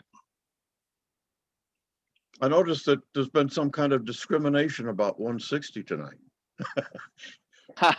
we're going to be there. It's just hard for single ops that have to take 12 hours off. It's hard to justify being on 160. That's all. Oh yeah, I understand that, but I'm saying that it won't take you long to work us club members. Yeah, I would say if you're a multi-op and you don't have a band change limit, like 160 is great. If you are a single op and you only have one active band and you have SO2R capability, 160 is great. But in almost any other case, remember the multipliers don't count per band, so it's 10 and 160 aren't as high of an or aren't as good of an investment as they would be otherwise. Yeah, the other question is, who are you going to work on 160 that you can't work easier on another band? Well, you can work them again though. Like if it's just a domestic station, that's one more queue in your log, and it's still well, is it worth double points if it's not the same continent? No, it's one point in your own country. But it's points. Yeah. Everybody counts. The Canadians are double points, but domestic is 1 point. Yeah, it's okay. That's right. And there are a few people, at least from our multi-multi standpoint, that only operate 160. And sometimes they're a mult that you're not going to get on the other bands. Usually 3 or 4 in this contest. Okay, good to know. Like on 10 meters. There's a few, so it's worth tuning the band, I think. Yeah. All right. South Americans should be there in 10. So maybe, if you have you had another receiver, or if you're SO2R or something like that, I can see it would make sense. Okay, good, thanks. We're fortunate to have 3 antennas on 20 through 10 and 2 on 40. So we can spray gain in several directions. And one is always on the USA from 20 through 10. And even through the night, we'll leave one of the beams east and one on JA until the east is gone.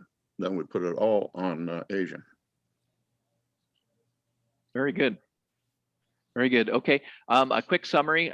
You've probably seen each of these more than once already. Just go through this quickly. So rate is the main thing. About every 3 QSOs is a mult. Maximize your hours to Europe, JA, USA. Again, it depends. If you can run Europe, then you want to do that. If you can't run Europe, then actually JA probably gets you more overall points for running. Plan ahead for off times. Borrow a 2x1 call sign. And let's see what's next here. Q&A. So I was going to go to Q&A, but I actually have some questions that were sent. And so Bill, I should ask you, how late can I go? What do you think? You can go as late as you want. And then if people don't want to stay there, they will leave. Okay. All right, thanks. So I have a few questions that came in, and I was going to call on a couple of my backup folks. So for choosing and holding a frequency, that was one question that came in, and so a technique or psychology or something for choosing and holding a frequency. Let's see. Let's go to Bob XX first. Go ahead. Okay, well, when I started playing in WPX, domestic contacts were 0 points, and I still can't get out of my mind the fact that I need to minimize 0 pointers, even though, yes, I realize there's a whole lot of multipliers here. So I always try to go low in the band so that I can hear the DX, the guys that are 3 pointers or 6 pointers instead of the single pointers.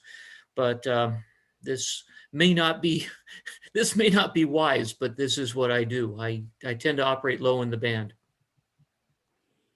All right. What about is it the same for all bands, or is there any specific band that has a that's different? Actually, on phone, on 20 meters, I stay low in the band on Saturday, and on Sunday, on 20 meters, I go up into the general portion, and that's often my highest rate of the entire contest. So there's a message in big neon lights flashing that I need to recognize. I should have done that earlier, but that's what I've been doing the last several years. Don't do that necessarily, but that is what I've been doing.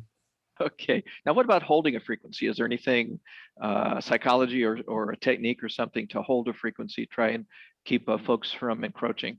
Oh yeah, I always sign /QRP. I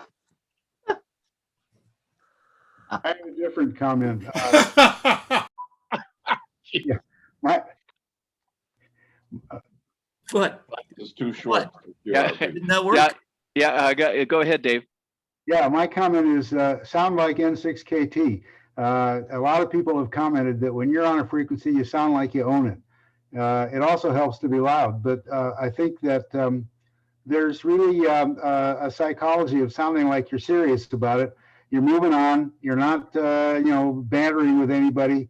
Yeah, you ignore all the, you just move on and hold the frequency. I think that's the best. And to Bob's comment, I like to start around 020, say in a band on a CW contest, and then move up for a different group of people. So I like the same idea that you came up with. Yeah. How about Ken? Any comments? Establishing a frequency can be tricky. And again, psychology comes in. You feel like you own it until it becomes impossible to work. But with the bigger stations, you just persist and blast a hole and stay there. A quick question on the frequency establishment part. Is it worth asking early within the run the correspondent who called whether your frequency is clear or not? Good idea. I would say yes, for sure. I do that also from DX location. One of the first few queues, I'll ask if my frequency is clear. Especially with Europeans, I have to wait for someone who sounds like they have excellent English to be able to have that understood. But I do that quite often. Yeah, it's extremely important on 15 meters. Extremely important. And on Dave's comment regarding banter, right, obviously, I'm not talking about please copy, but I'm also curious what other people think about like occasional thank you in a foreign language, for a Japanese, say arigato gozaimasu, or, something like muchas gracias or something. Is that, does it help? Does it hurt? I'd say it helps. The extra time. You want to be friendly on sideband. And if you can, use a foreign language comment, fine. Yeah, sound like you're smiling. Sound like you're having fun. But not wearing a mask. But not wasting time. Yeah, we have multilingual, multilinguist operators on my team, and we're going to put them to work particularly on South America this next weekend. So Bob EST, have you given a comment yet? I'm trying to keep track, giving everybody a chance. The best, of course, is what Dave says, be loud. That's the best thing, of course. But the second best thing is to have a unique call sign. If you have a unique call sign, it's essentially people will, and you start calling CQ, the people will call you, will clear the frequency for you, so to speak. And even though you may not have the strongest signal, you will be useful, and people want to work you. So that's one thing. Another thing is if you every once in a while you get into a frequency battle, after about a minute or so, it's not worth it to continue if the guy is being persistent, and just move off a little bit and try to get a better shot at it. And I always start in the a lower than the general band because there's more unique call signs in that area. So I try to go down into the advanced and extra bands where they are, and they have a chance of picking up all these weird call signs from the United States. That's what, at least on 20 meters. The only guy I would would move for if it's a frequency fight is Victor. N6 N800. You're saying you would not relinquish a frequency to him? No, I would. It's fruitless. It's futile. Yeah, it's hopeless. It's futile. Well, in this last contest, the ARL contest, just to show you how things can go, somebody over in Asia recorded and kept paying my own call sign back to me constantly. And what I did is I just went through the log, and I worked as the same guys for the last, over and over again for the last 5 minutes. Eventually realized that he wasn't interfering with me enough, even though I was taking all the call signs, so to speak. Interesting. That sometimes works when you don't have an answer for quite a while. You go 2 minutes without an answer to your CQ, work a ghost, and it's surprising, 20–30% of the time, you'll have 2 or 3 callers after you work that ghost. Right. An experience that we often had in the Galapagos echoes the other comment. Our pilot would clear a frequency, and anybody that thought, well, okay, that's a good frequency with them, they would, they'd be frustrated. We didn't try to be nasty about it, but we just kept at it.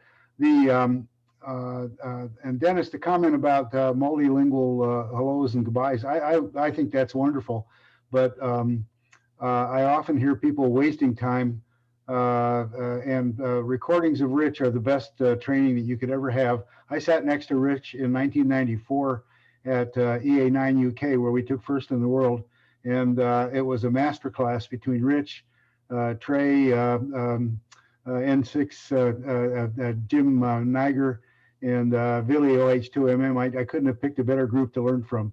So sometimes listening to other people's recordings is a great way to train yourself. Yeah. Where would we find them? Where would you find the recordings? Yeah. You would make your own. If you hear somebody on the air that you think is running a good pilot, make a recording of it. I think you can find some online. Yeah. Yeah, okay. I think a few people have recorded Rich a few times. Were you going to say something, Jim? Okay, it was a sound alike, I guess. All right, let me go to another. We can go back. If anybody else has a comment, you could jump back to the previous one. Another question that came in was handling a small pileup. So again, we're looking at from California, so we're not talking in this talk about big pileup, but let's think about small pileup. You have a few stations calling, and what's the best way to handle that? And especially if someone calls out of turn, you come back to one partial and a different person calls, and so how do you handle that? So so thinking about, again, operating from California, why don't you start us off, XX? Boy, lucky me. Well, when I do have more than one caller, I will end the QSO with just a thanks and not identify, and hope that the other caller comes back with a call sign. This tries to keep up the rate. This happens 70% of the time. It's not a high percentage. When I come back to the Kilo Tango and the November Lima comes back, who's 75/9, Yeah, that lid. That's the one. I tend to do the wrong thing and go back to NL anyway, because I know that even if I try to go back to Kilo Tango, it's not going to work because NL is going to muscle his way in. I'm not going to hear anything until I work NL. But I don't like it, but that's what I do. I'm not a rare multiplier typically, so things are different for me than for if you're a Tango Oscar or something like that. Over. What about Homer? Homer's an idiot. You never know what he does, but he only operates RIDI. Hooray for Homer. Okay. I have a thought on this too, Rich. This is Andy. Yeah, go ahead. Yeah, I was just going to say that I normally will do what Bob does if I get called, if a loud guy comes in, because on sideband I can work him very quickly. But then in order to preserve my honor, I always try to come back to the guy who was calling before, the station ending KT or something. And even if I have to wait 2 or 3 times, I'll try to come back to him, because I always feel like it's somehow disrespectful to give up. And I have a feeling in my mind, I don't know if this is true, that the people listening, the lower power, think there's a better chance of getting through if I keep coming back to someone, even if it's sort of hard to hear him or it's several repeats. And on sideband, you can sort of afford to do that because the rate is, each QSO doesn't take very long. So that's how I balance those two. All right, good. Ken, any ideas? I agree with all the recent comments. Andy, thank you for coming back to the low power guy. Hey, Rich, how do you I deal once with had an newbies? experience where I on CW, I was down in Aruba and I heard very faintly JTI, and then W3 LPL came right on top of him, about 15 S units higher. And I came back and I said W6 JTI, and I kept back to him, to Frank, and I kept LPL waiting. And I thought that's really kind of poetic justice there. Yeah. That made me feel good, frankly. And Frank deserves it. Yeah, and I knew Frank was 5 watts, so. Oh yeah, obviously. Hey, Rich, how do you deal with newbies that come back to you and say, "Hey, I'm not in the contest"? And I mean, I normally try to walk them through it a little bit, but I mean, what's the fastest way to do that from your perspective? Typically, one part of the exchange at a time. And yeah, I want to walk them through. Somebody inexperienced or new contester, I definitely want them to have a good experience. Their first contest. So walk them through. Usually, if it's easy, like signal report, and CQ zone, and a lot of times they won't know what that is. So I have to go through that. But absolutely, walk them through, and typically one part of the exchange at a time. Rich, just out of curiosity, you've talked a lot about running and everything like that. And I know the answer to my question. Bob XX will tell me 7. If I'm running low power, are there any other strategies that you would consider that would be a benefit for low power operator, and to get more power would be Bob's answer? Well, I run 100 watts in dipoles at home, and I know in low dipoles, and I know I have to do only search and pounce. It's hard to know what to do in that situation. It's really hard to maximize, as far as I can tell. If you're operating the whole contest, you wouldn't be thinking about which are the best band openings. But if you're operating part of a contest, maybe you'd pick the hours of best propagation, but not much. I do that myself fairly often, and it seems like there's not much I can do.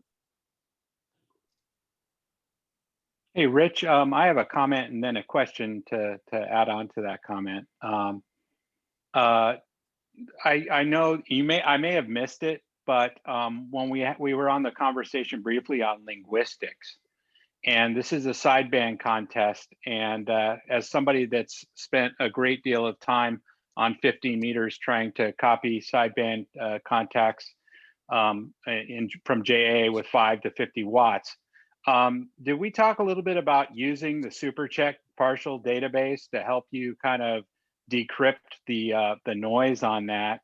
And so my question to you is, I use that a lot sometimes if I can't necessarily understand the entire call sign being sent to me.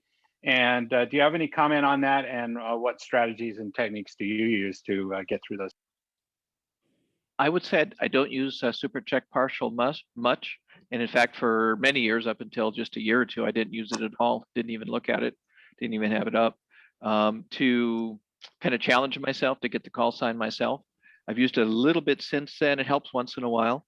But I'd rather bring in my my backup folks, and maybe they've used a little bit more than I have.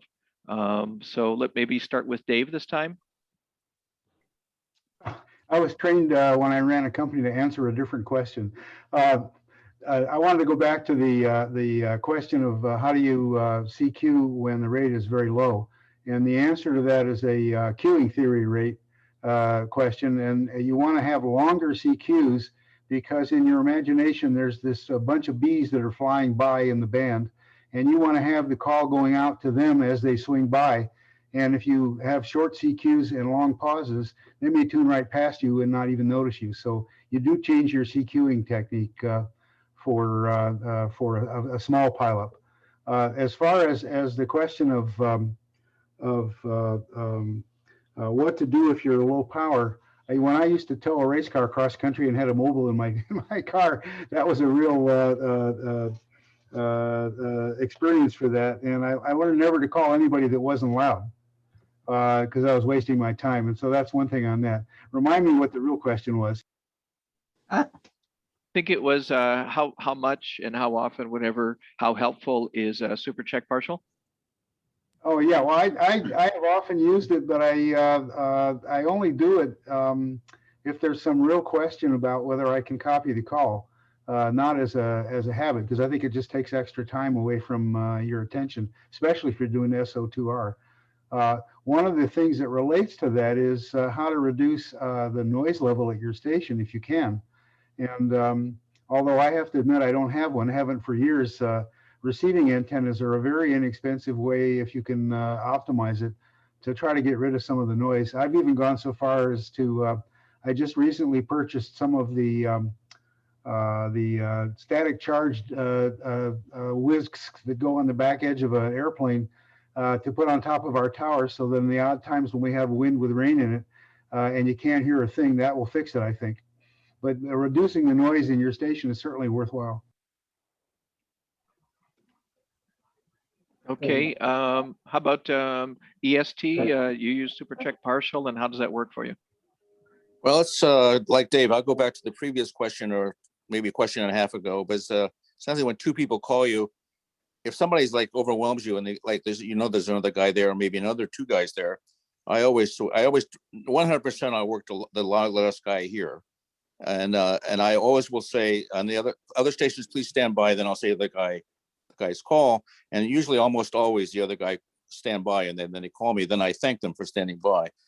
To getting by to super check partial, it's almost 100% very useful in working JAs. JAs have a 3-letter suffix, almost all of them, and they're almost all unique.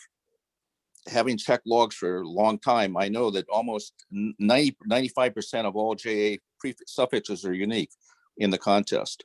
So that you can essentially, if you get a good part of the call, the super check partial is a very useful tool when you're working JAs. Now, when you're working 1x1s or Europeans, it's not so useful, but JAs is extremely useful.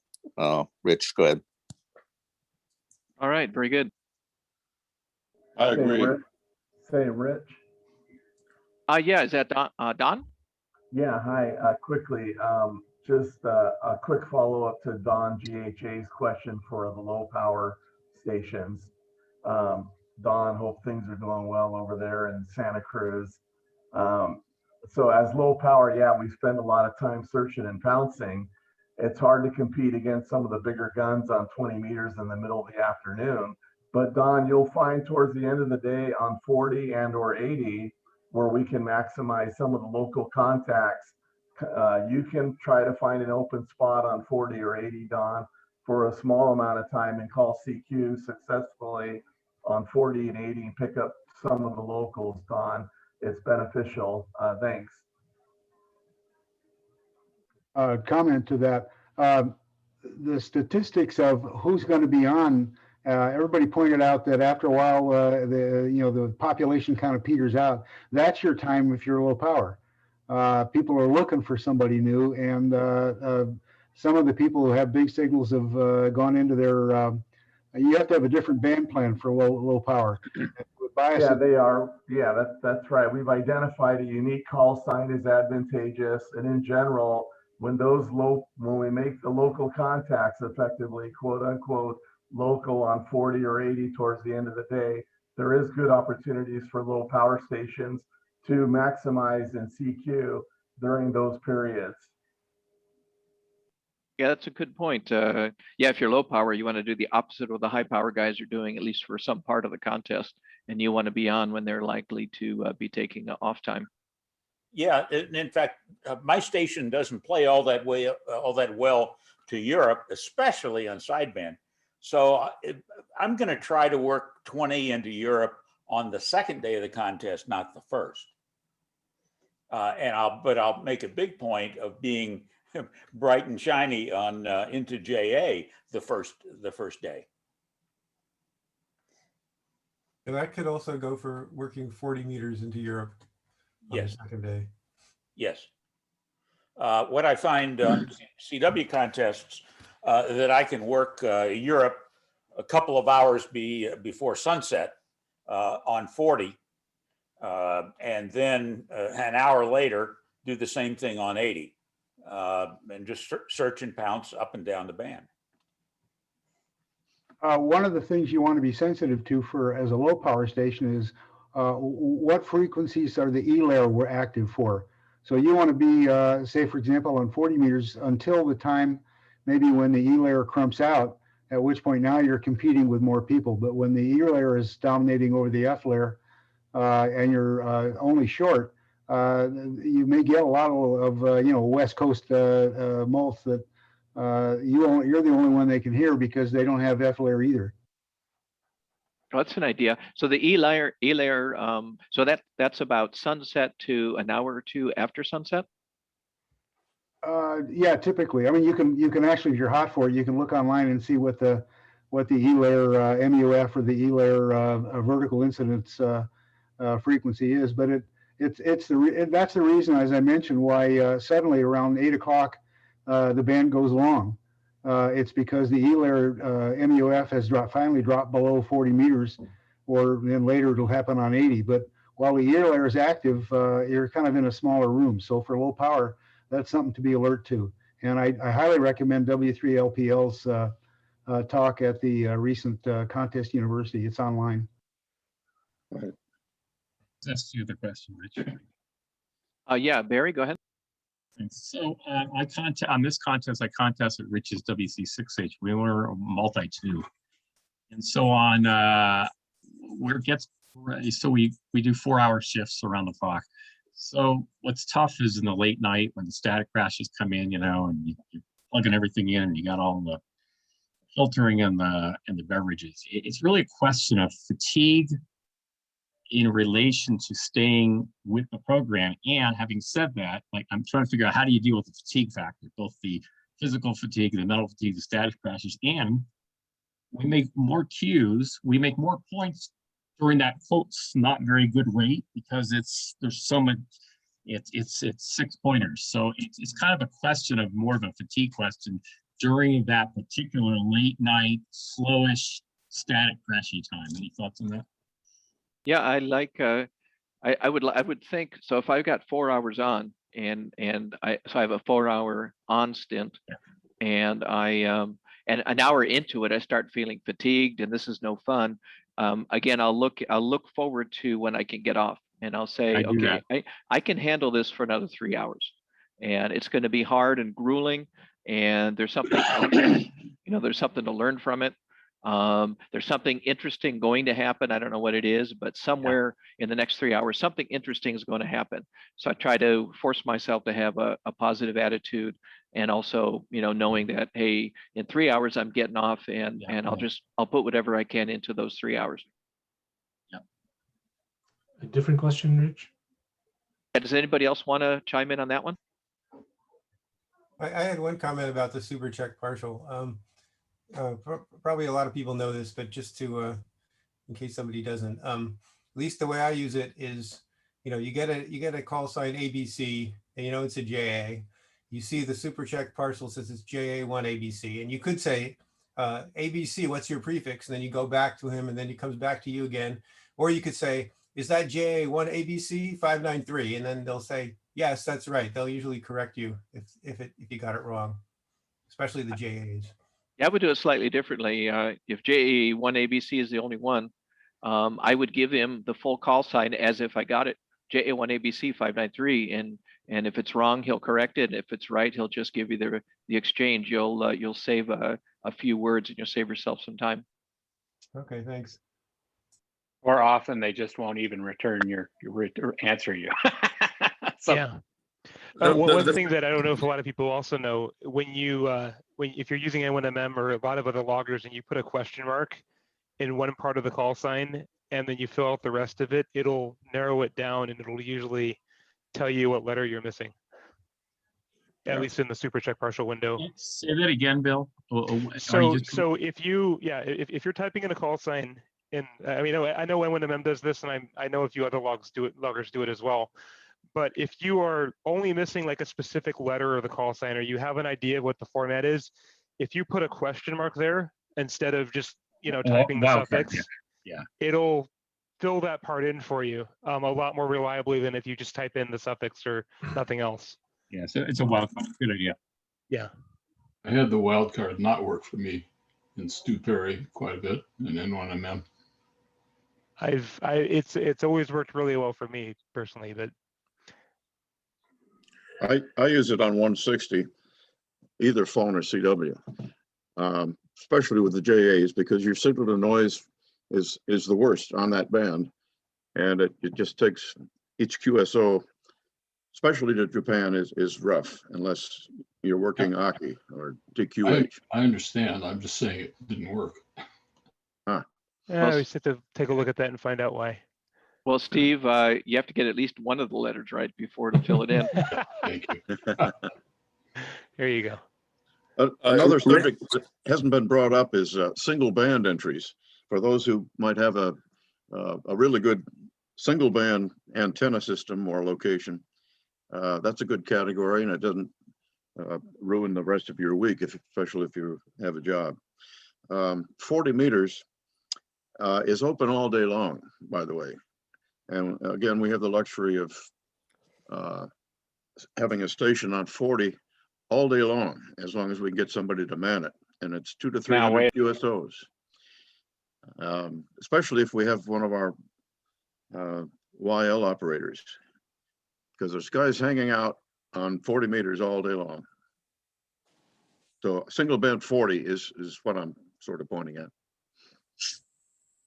Yeah, in this contest too, there's so many multipliers in every band. You do a single band, even a 15 or 20, and you'll turn in a high score, because that's instead of being like 100 multipliers and maybe 100 countries in the worldwide, there would be maybe 1,000 available. So you turn in a good score as a single band score.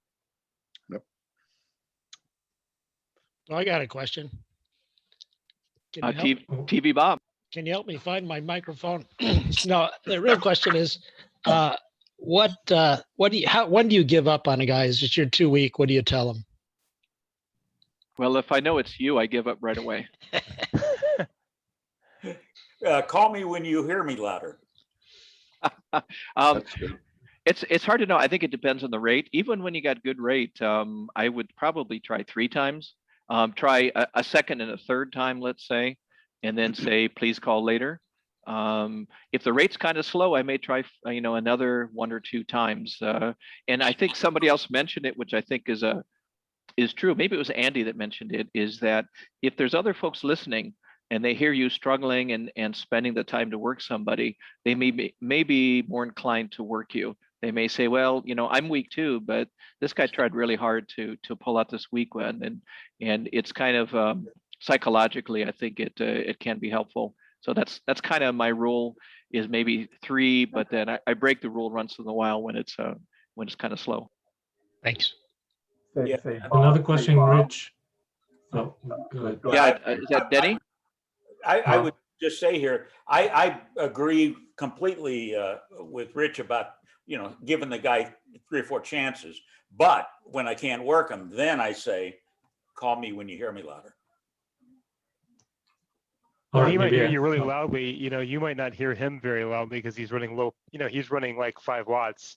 So maybe he hears you just fine. I mean, I don't know. Sometimes I just tell him try again in a few minutes when propagation improves, hopefully, and then I'll move on. But Actually, I try to Bill, be nice about it. I mean, disagree with that. Well, I that's exactly what I mean, Bill. I mean, I've done a lot of QRP operating, and just like what Don was saying, when you're running 100 watts, you call the loud ones. yeah. Sorry, Chris. What did you say? They're more than likely hearing you, and Yeah. I have to deal with this on 15 meters a lot. What I say is listen for my peak. I can't pull you out right now. Listen for my peak, and let's try again later. This is N6WM. And pull, and then the next. Yeah, if you spend too much time on a weak guy, then somebody takes your frequency while you're listening to them. Yes, it's true. Yep.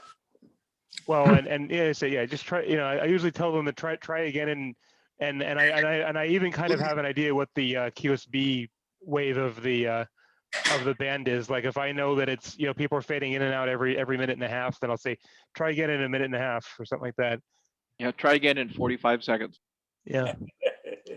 Yeah, And the I'll worst- guy, and then I'll try again. And sometimes he comes right up. Whoa. The worst thing a weak guy can do to you is start talking really slowly. Oh. Slows way down. Whiskey, America. Yes. Willy Billy 5, Willy Billy Willy. Yeah, or he says Roger, Roger, Roger. You hear that very nicely, and then he says the part of the call sign you already have, and then he fades out with the part that you don't have yet. I think Dennis was trying to jump into that pile up there. Right, Dennis? I was trying to jump even prior to Bob's question, but anyway, I just want to introduce the question of pre-recorded messages. Do you have something besides CQ and maybe your call for S&P? And if so, what and how do you use pre-recorded messages? I think I do differently than a lot of folks. I just record the CQ, and so I my over, like say if I finish a QSO, it changes from time to time, and so I don't have a pre-recorded signal report or QSL type message, that kind of thing. But I know a lot of other folks do. So maybe let's. How about Dave? How do you do? What do you do with pre-recorded messages? Well, particularly on CW, I even go up into the F6 and F7, and I have in there the ability to add the call or the partial that I've got in the log with a question mark or something like that. I think, though, watching you operate, I can see that not using pre-recorded messages keeps you engaged, and that's one of the key issues to keeping the rate up.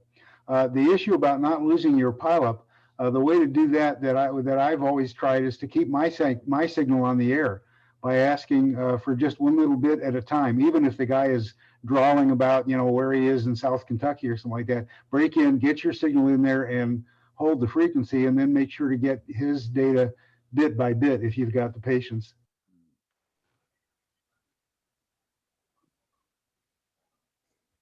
So Ken, what do you use for pre-recorded messages? On phone, just the CQ usually. On CW, it's a little different. Oh, yeah, what about SO2R? You probably need your call for. Oh yeah, radio, right? If in a CW SO2R, I've got a call sign program. Oh no, I mean CW I think is an entirely different situation, right? I mean you have a wealth of pre-recorded messages there, or macros. Even on phone, I think is significantly different. I have a call sign F4 on sideband. Right. Because I'm not always CQing. It's hard to do this in WPX because it's a serial number, and the automated serial numbers tend to sound hideous. Yeah, the exchanges. Yeah, you're going to want even more messages in RTTY than in CW because they're harder to send manually. Zulu Fox 5 Tango. Yeah, the only contest where I do a pre-record of anything but CQs in my call would be something like sweepstakes with a long exchange. But yeah, staying engaged and smiling and all that stuff and being adaptable, I think is the key. Rich, how do you save your voice? One extra break. One extra comment. I find on sideband, like Rich, I don't tend to use the rest of the voice messages, but when I get all choked up and I can't get my call out, I'm really glad to be able to press F4, or if I'm S&Ping, or especially if you were in SO2R. By the way, I never listen to myself transmitting in SO2R. That's a terrible habit, but I've got it way in the background so I can make sure it's not dead. But I think that the comment about the serial numbers and even the way calls come in when automatic way, they sound awful, and they make it that you're not really interested in the guy you're working. Yeah. Say, Rich. Oh yeah, go ahead, Don. The definitive answer there, Mr. Bob, N6 TV. You're trying to pull out that weak guy. You can't hear him. You give him 2 or 3 chances. Well, per Bob K6XX comment earlier tonight, the way you'll guarantee you'll hear the guy, Bob TV, is by signing / tell him you're /QRP. Good luck. Yeah, but here's /QRP calling me. I'm gonna hope somebody else is. I wanted to ask Rich, how do you save your voice in a long phone contest? That's hard. That took a lot of practice. And what I try to do is I try to set up my audio, my transmit audio, so I don't have to talk very loud. And so I get excited and I talk too loud from time to time. But what I try to do for the hours and hours of running is I try to set up enough gain so I have a lot of audio, but not too much. It's not distorted, and when I'm not talking loud, and that seems to be the best way that works for me. Yeah, how do you tell a South American you're too distorted to understand? I don't.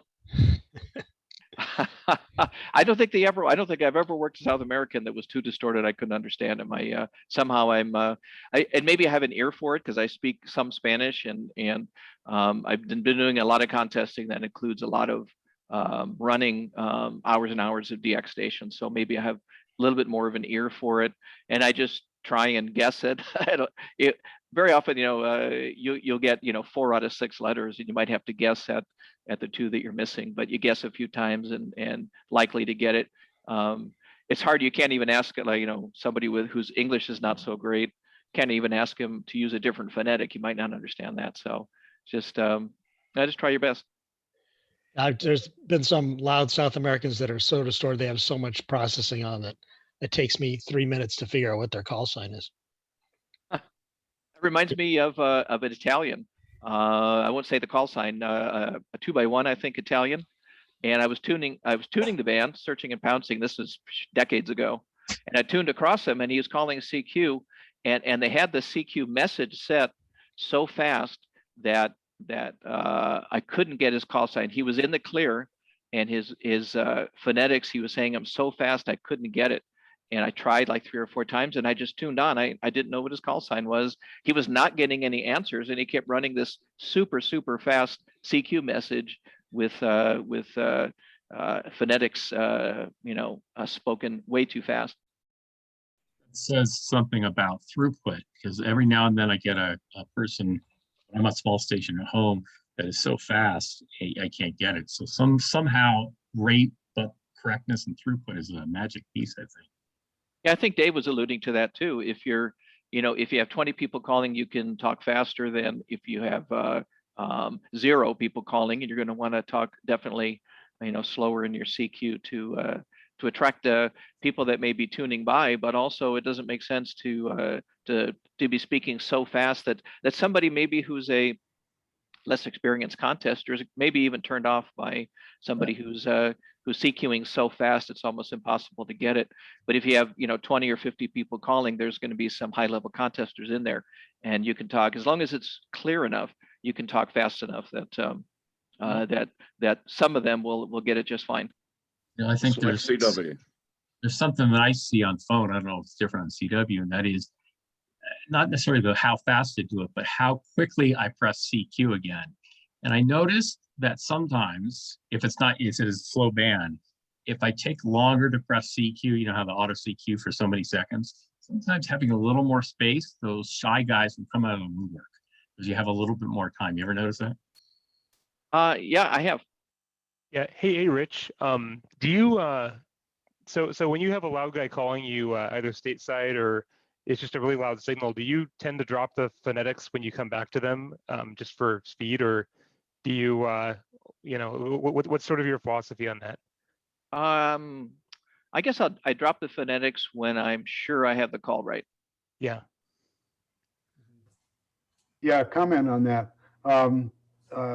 I always drop the phonetics if I'm sure I have the call right, because it takes a whole lot less time. Oh, yeah.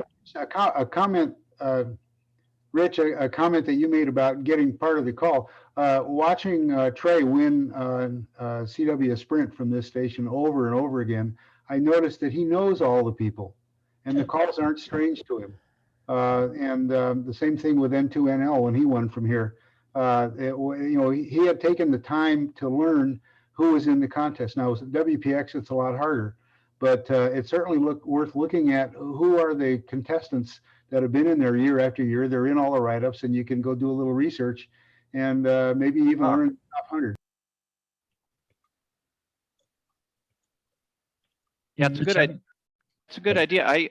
I was for a few different reasons. I have been out of contesting for a few years at a time, and then when I get back, I realize that that I don't remember the call signs that I used to work all the time when I was more active. So I think that's a good idea to learn the.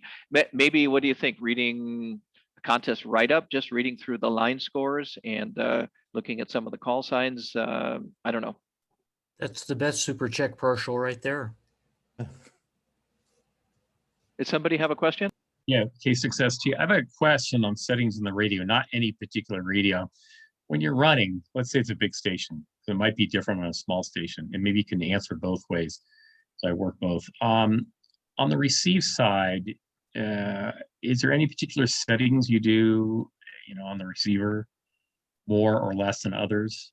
Either the filtering or noise reduction or anything in particular? What's your I want to get some other opinions on this, so I'll give mine. I don't try to narrow down the filtering because I think you lose intelligibility. So that's a tough one, but I try never to do that. And then I guess in the old days when the RF gain really was RF gain, I would turn down the RF gain, and that seemed to help. And then I guess one other might be I don't use noise blanker or noise reduction. Lucky enough, I've been very lucky to have operated a lot of very quiet locations where you don't need noise blanker, because I think a noise blanker is I don't know if it's intermods or something. I don't know what the right word is, but it tends to be noisier. But I like to get opinions from all four of my backup guys. Maybe Dave, you want to start?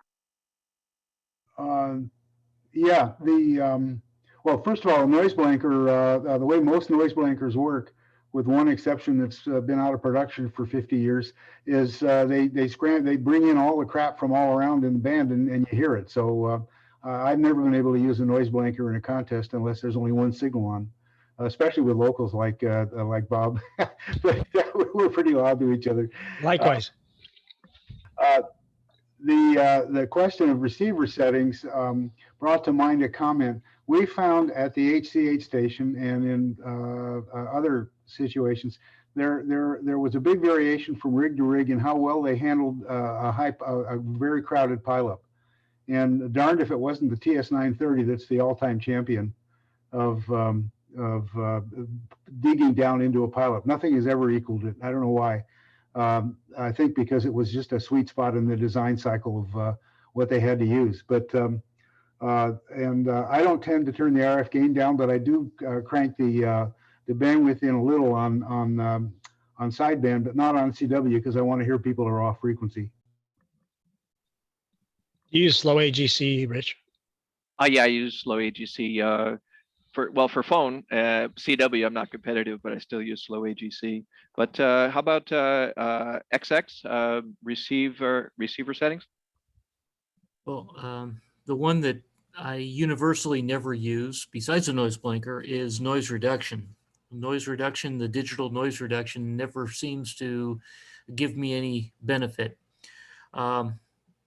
I hear people tonight saying that when you reduce the phone bandwidth that you lose intelligibility, and I found that in the past couple of years to be increasingly true. Is I guess I'm not getting any younger.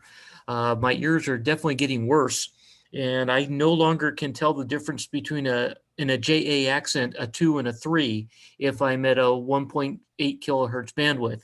So I need to run at least 2.1 kilohertz in order to hear that difference with that accent. So those are the two things that I think are most appropriate for this discussion. Okay, Ken, what do you think? T on sideband is, or either mode, any mode, is about the only knob I change, but I do occasionally change the passband. What was the first knob you said, Ken, that you changed? What? I'm What was sorry? what was the first knob you said you changed? RIT. Oh, RIT. Okay, yeah. You know, there's always a little bit of technique there, particularly on the JAs. I'm not sure what it is, but the accent, probably the accent. Enunciation. Enunciation, better way of putting it. Yeah. How about Bob, EST? Well, I sort of agree with everybody. I don't use noise blanker unless it's absolutely necessary. And noise reduction, I agree with Bob. I never found it useful. As for the bandwidth, I'll go down to, if the signal's weak, I'll go down to like 1.8 to 2. But if the signals are strong, I find I get more fidelity if I go up higher, like a 2.5 or 7 up there. It sounds better, and I'm able to copy it more clearly. The RIT situation with Ken just mentioned, almost all JAs are not on, somehow they're not on your frequency. So they're either high or low just a little bit. So if you put the RIT just half a little bit up, a little bit down, usually you can copy them on the first over. On a noise blanker, we've had problems with PG&E forever since I've been out here. Particularly on the and it enabled, at least on the K3s and the Flex, it's sometimes the only way you're going to get a signal. And I back down the RF gain or the AGC, whatever the drive power is in the receiver. So I do use it when it's necessary. It's so interesting because I find the same thing on the K3, but on the other hand, every now and then on a K3, with the noise blanker on, I hear there's a weird fuzzy, and I go to turn it off. It's probably the algorithm, and all of a sudden I can make the guy out better. So I guess it's turning it on and off depending to pull him out of the mud. Yeah. A comment about noise blankers. There was a Collins had a noise blanker that listened at 42 megahertz for line noise and then blanked in band. And it was a great design. And I tried for years to find one, and then I tried to make one. And I even tried modifying my rig so they listened out of band and blanked in band. And guys who work VLF, below 500 kilohertz, whatever that is, they have blankers that just connect to the line because it's all 60 hertz, it's all synchronized, and they don't receive signals to create the blanking. And with that kind of a blanker, I would think you could do something. I've suggested that to people, but I've never had the energy to design one myself. The question of bandwidth, if I cut the bandwidth on sideband, I'll cut the bass end because you want the fricatives, but you don't need to know the vowels so much. And I think that goes across most languages. Yeah, as an acoustics guy, I can absolutely agree with that. All the intelligibility, speech intelligibility, is above 400 hertz. And Telco figured that out well over 100 years ago. Of course, the problem comes when you've got somebody on the edge of your bandpass that's 20 over S9 screeching, and then you have to you have to decide if you want to crank it down and then. So a question I wanted to ask Rich is, if there's a loud guy, you have your choice of being on either side of him. Do you want to hear him with low pitches or high pitches, which is easier for you to deal with? I'd probably try to find another frequency. I'm trying to think. Well, there's trying to no think room. and there's what I just- would rather. What I would rather. Would you rather hear the really low, or the really high, that kind of thing? So that's you that does that to me. Yeah. Now I know who's QRMing me with that kind of a voice. Okay. Well, if a guy's think- 1 kc above or below you, he's going to sound like one of those two ways. I think I'd rather have QRM that's high pitched. I don't. I think that sounds right. What are some other opinions?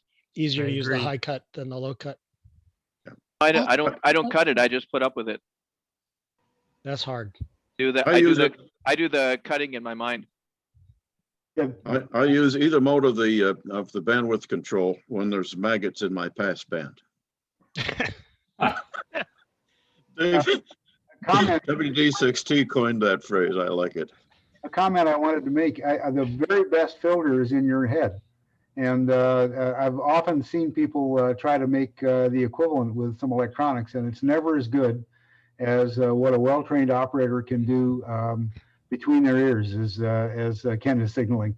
Well, we know that there's phase shift involved with sharp filters, and you can be making more of a mess with all the phase shift that degrades intelligibility. All of that.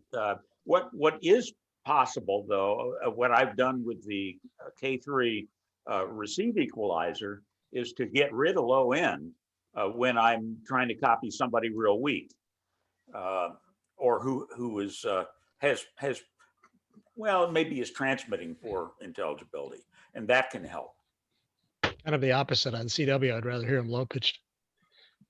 So there's a anthropomorphic sort of piece to this too. Most people develop a high frequency hearing loss, right, over time, and so it's got to be a real personal thing, right? Whether it's high or low or whatever. Some people are going to prefer to hear everything low, and other people are going to want to hear everything high. The younger you are, you're probably totally okay with everything being high, but when you get to being my age and your high frequency hearing loss comes in and kind of factors into that. But Chris, tonight you're using a microphone that has some low end to it, and it sounds, at least for Zoom calls, much more pleasant than the microphone you were using in prior Zoom calls, which sounded like an HC4, really cutting all the lows.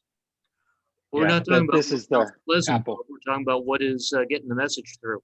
Yeah. Yeah, I'm just noting at the very beginning of this meeting how good Rich sounds. His audio is just absolutely gorgeous communication quality, and that's a big part of it. When I talk about getting rid of low end, that's not a subjective thing. That is the science of speech intelligibility. You don't want any low end. It burns power, and it gets in the way of the other stuff that's going on. So, well, I mean, so you're talking about two different things. One is getting rid of the low part of your speech envelope. The other is where it ends up in your passband. And ending up in your passband can be higher or lower depending on your hearing range, but the intelligibility is still there in the higher frequencies of that envelope. And you could change where it is by tuning as well, since you're running sideband. Seems like it depends on what they're saying. If they're trying to say golfa and you're trying to figure out, is it alpha or is it golfa? Golfa. Then you have to, you're not going to hear any sibilance at that. Yeah, one of the things I try to do, and thanks for your comments, Jim. I'm using a Heil boom mic. One of the things I try to do is I try to have very good audio, and one of the reasons is because something we alluded to a while back is if I believe I'm sure of the station's call sign, I want to be able to come back without phonetics. And if my own transmit audio is not very intelligible, then they may not be comfortable thinking that I really have their call sign correct, and they may correct something that that they misheard because my transmit audio is not good. So that's one of the things I've tried to do from everywhere I've operated. I So got there's a- I have to jump out of here, but good night, guys. Good night, Jim. Hey, Good night, Jim. Thank you so much. Good night, Jim. Good to see you. I would Yeah, just one say question for you. Or go on to TV, Bob. there's just a time when you don't want to just send call signs quickly, and there's a huge pileup calling you on 40 or 80 meters, and they're all QRM each other, and they can't hear who you're coming back to. So if you just say N6 TV, it's like, wait a minute, was that me or some other V? So Yeah, that's true. That's true. It was really N6 TVN. yeah, exactly. NT6V. And there's one other thing that happens. I notice this is a small guy when I'm on the other side, is there's 2 or 3 guys calling and they have similar-ish call signs. K6ST, K7T, N7ST, and so when you're on the big end, it's really different, and the small end, they get it wrong sometimes. Yeah. Hey, Rich, one quick question for you. It looks like we're running out of people here, but are there any phonetics that you prefer for different call areas or different countries? I mean, do you sort of have? I mean, I think that there are certain ITU alternative phonetics that work better in different regions, but do you have anything like that you do, or is it all the same all the time? It's pretty much all the same all the time. If I'm having trouble to Latin, Spanish or Portuguese speaking, I might use Santiago or something like that, or a city in a populous city in one of the Latin American countries. But pretty much it's the same all the time. So if you were, let's say HC8A, and you were calling someone and you were weak into their area at the time, and they were having trouble, they got the alpha, but they need the rest of it, would you continue with Hotel Charlie, or would you try Honolulu? I don't know what C is. So California, what would you try to use? Canada. Something else? Canada. No, the hotel is good. Canada's okay. So yeah, maybe Canada. Canada, the CH sound maybe is not universal. So maybe to somewhere in Europe or Russia or something like that, Charlie might not be as understandable as Canada. So yeah, if you're running, it might be different. You always want something short. That's also clear. But if you're calling someone else in a pilot, you're having a hard time getting through, then yes, I can see a longer phonetic might make sense. But I mean, like Juliet versus Japan, or Romeo versus radio, or I don't know. Well, say Mexico Japan, say Japan 10,000 times, and then say Juliet 10,000 Yeah, times. no, See, I get see it. see which one you would rather say that many times. So that, I think that's part of it too. Romeo and Juliet are very romantic, but they're horrible phonetics in my humble opinion. Everybody understands radio in Japan. So Kilo or kilowatt.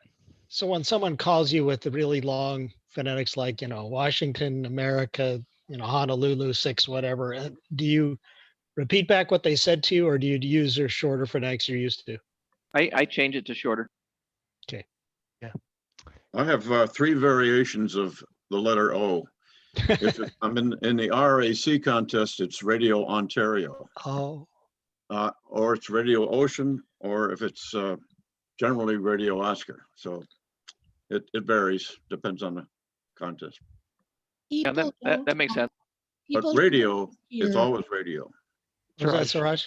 People don't always hear Kilo Uniform 6 Foxtrot. They'll hear Kilo Echo 6 Foxtrot. And if I change uniform to United, they hear it. Oh, there you go. Okay. But I stick with uniform unless they can't hear it, and then I go United. Well, why not start with United? I've been doing, my dad trained me on uniform when I was like 4 years old. I do remember reading one DX petition that said our operators don't speak English really well, so use standard phonetics, which to me is the NATO alphabet. It is, except nobody uses Romeo. It's always radio. It's always radio. Kilo or kilowatt? Yeah, sometimes I have problem with the echo, so I have to use easy, Kilo Easy 8 or Kilo Ecuador 8. I don't know. I like Echo a lot better. I'm surprised it doesn't work. Sometimes I don't know why the echo does not work. Sometimes does not work. Once in a while. I mean, probably 90% of the time it works okay, but there are a few times that the echo does not work for some reason. I go to American Eagle when I get desperate for my prefix. Giuseppe, I have a thought or an idea because I've done this before. Try putting a space Yes. in. If you insert a space like Kilo Echo 8, yeah, and sometimes it'll do it. I have a nephew whose call sign is horrible. He's not an HF. It's a ZZS. So I told him to put a space after the Zulu space, Zulu Sierra.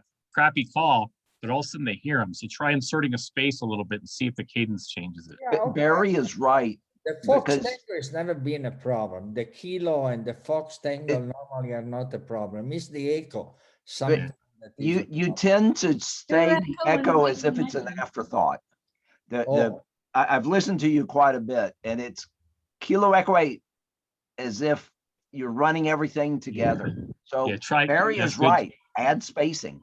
Try as a little space, a little pause between the Kilo and the Echo. Kilo Echo 8, because then you'll get it. Or try it and see what happens. Good Jack. Thanks. I'd like a suggestion for what to use instead of Victor, because it never seems to get through. Victoria. Vagina. Or Viagra. N6 take Viagra. Yeah. Hey, guys, N6 takes Viagra. Yeah. Right, exactly. I'd like to hear from a high-level contester who's got 2 radios in his call. Gary, if you've got something to say. Yeah, let's We hear haven't from heard Gary. you. Turn on your mic. Yeah, N6 East. All right. There he is. Hey.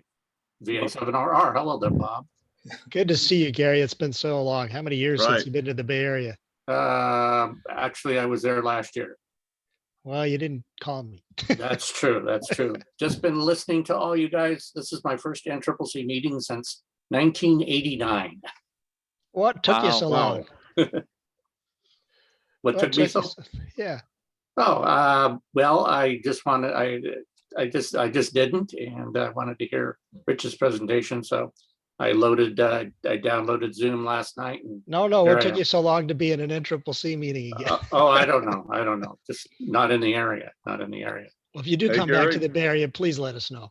Yeah, you can. Gary, now that you've got Zoom, why don't you join us on Thursday night for the Radio Ocean Zoom? Okay. I think you're on our list. Chris, you've got Gary's email?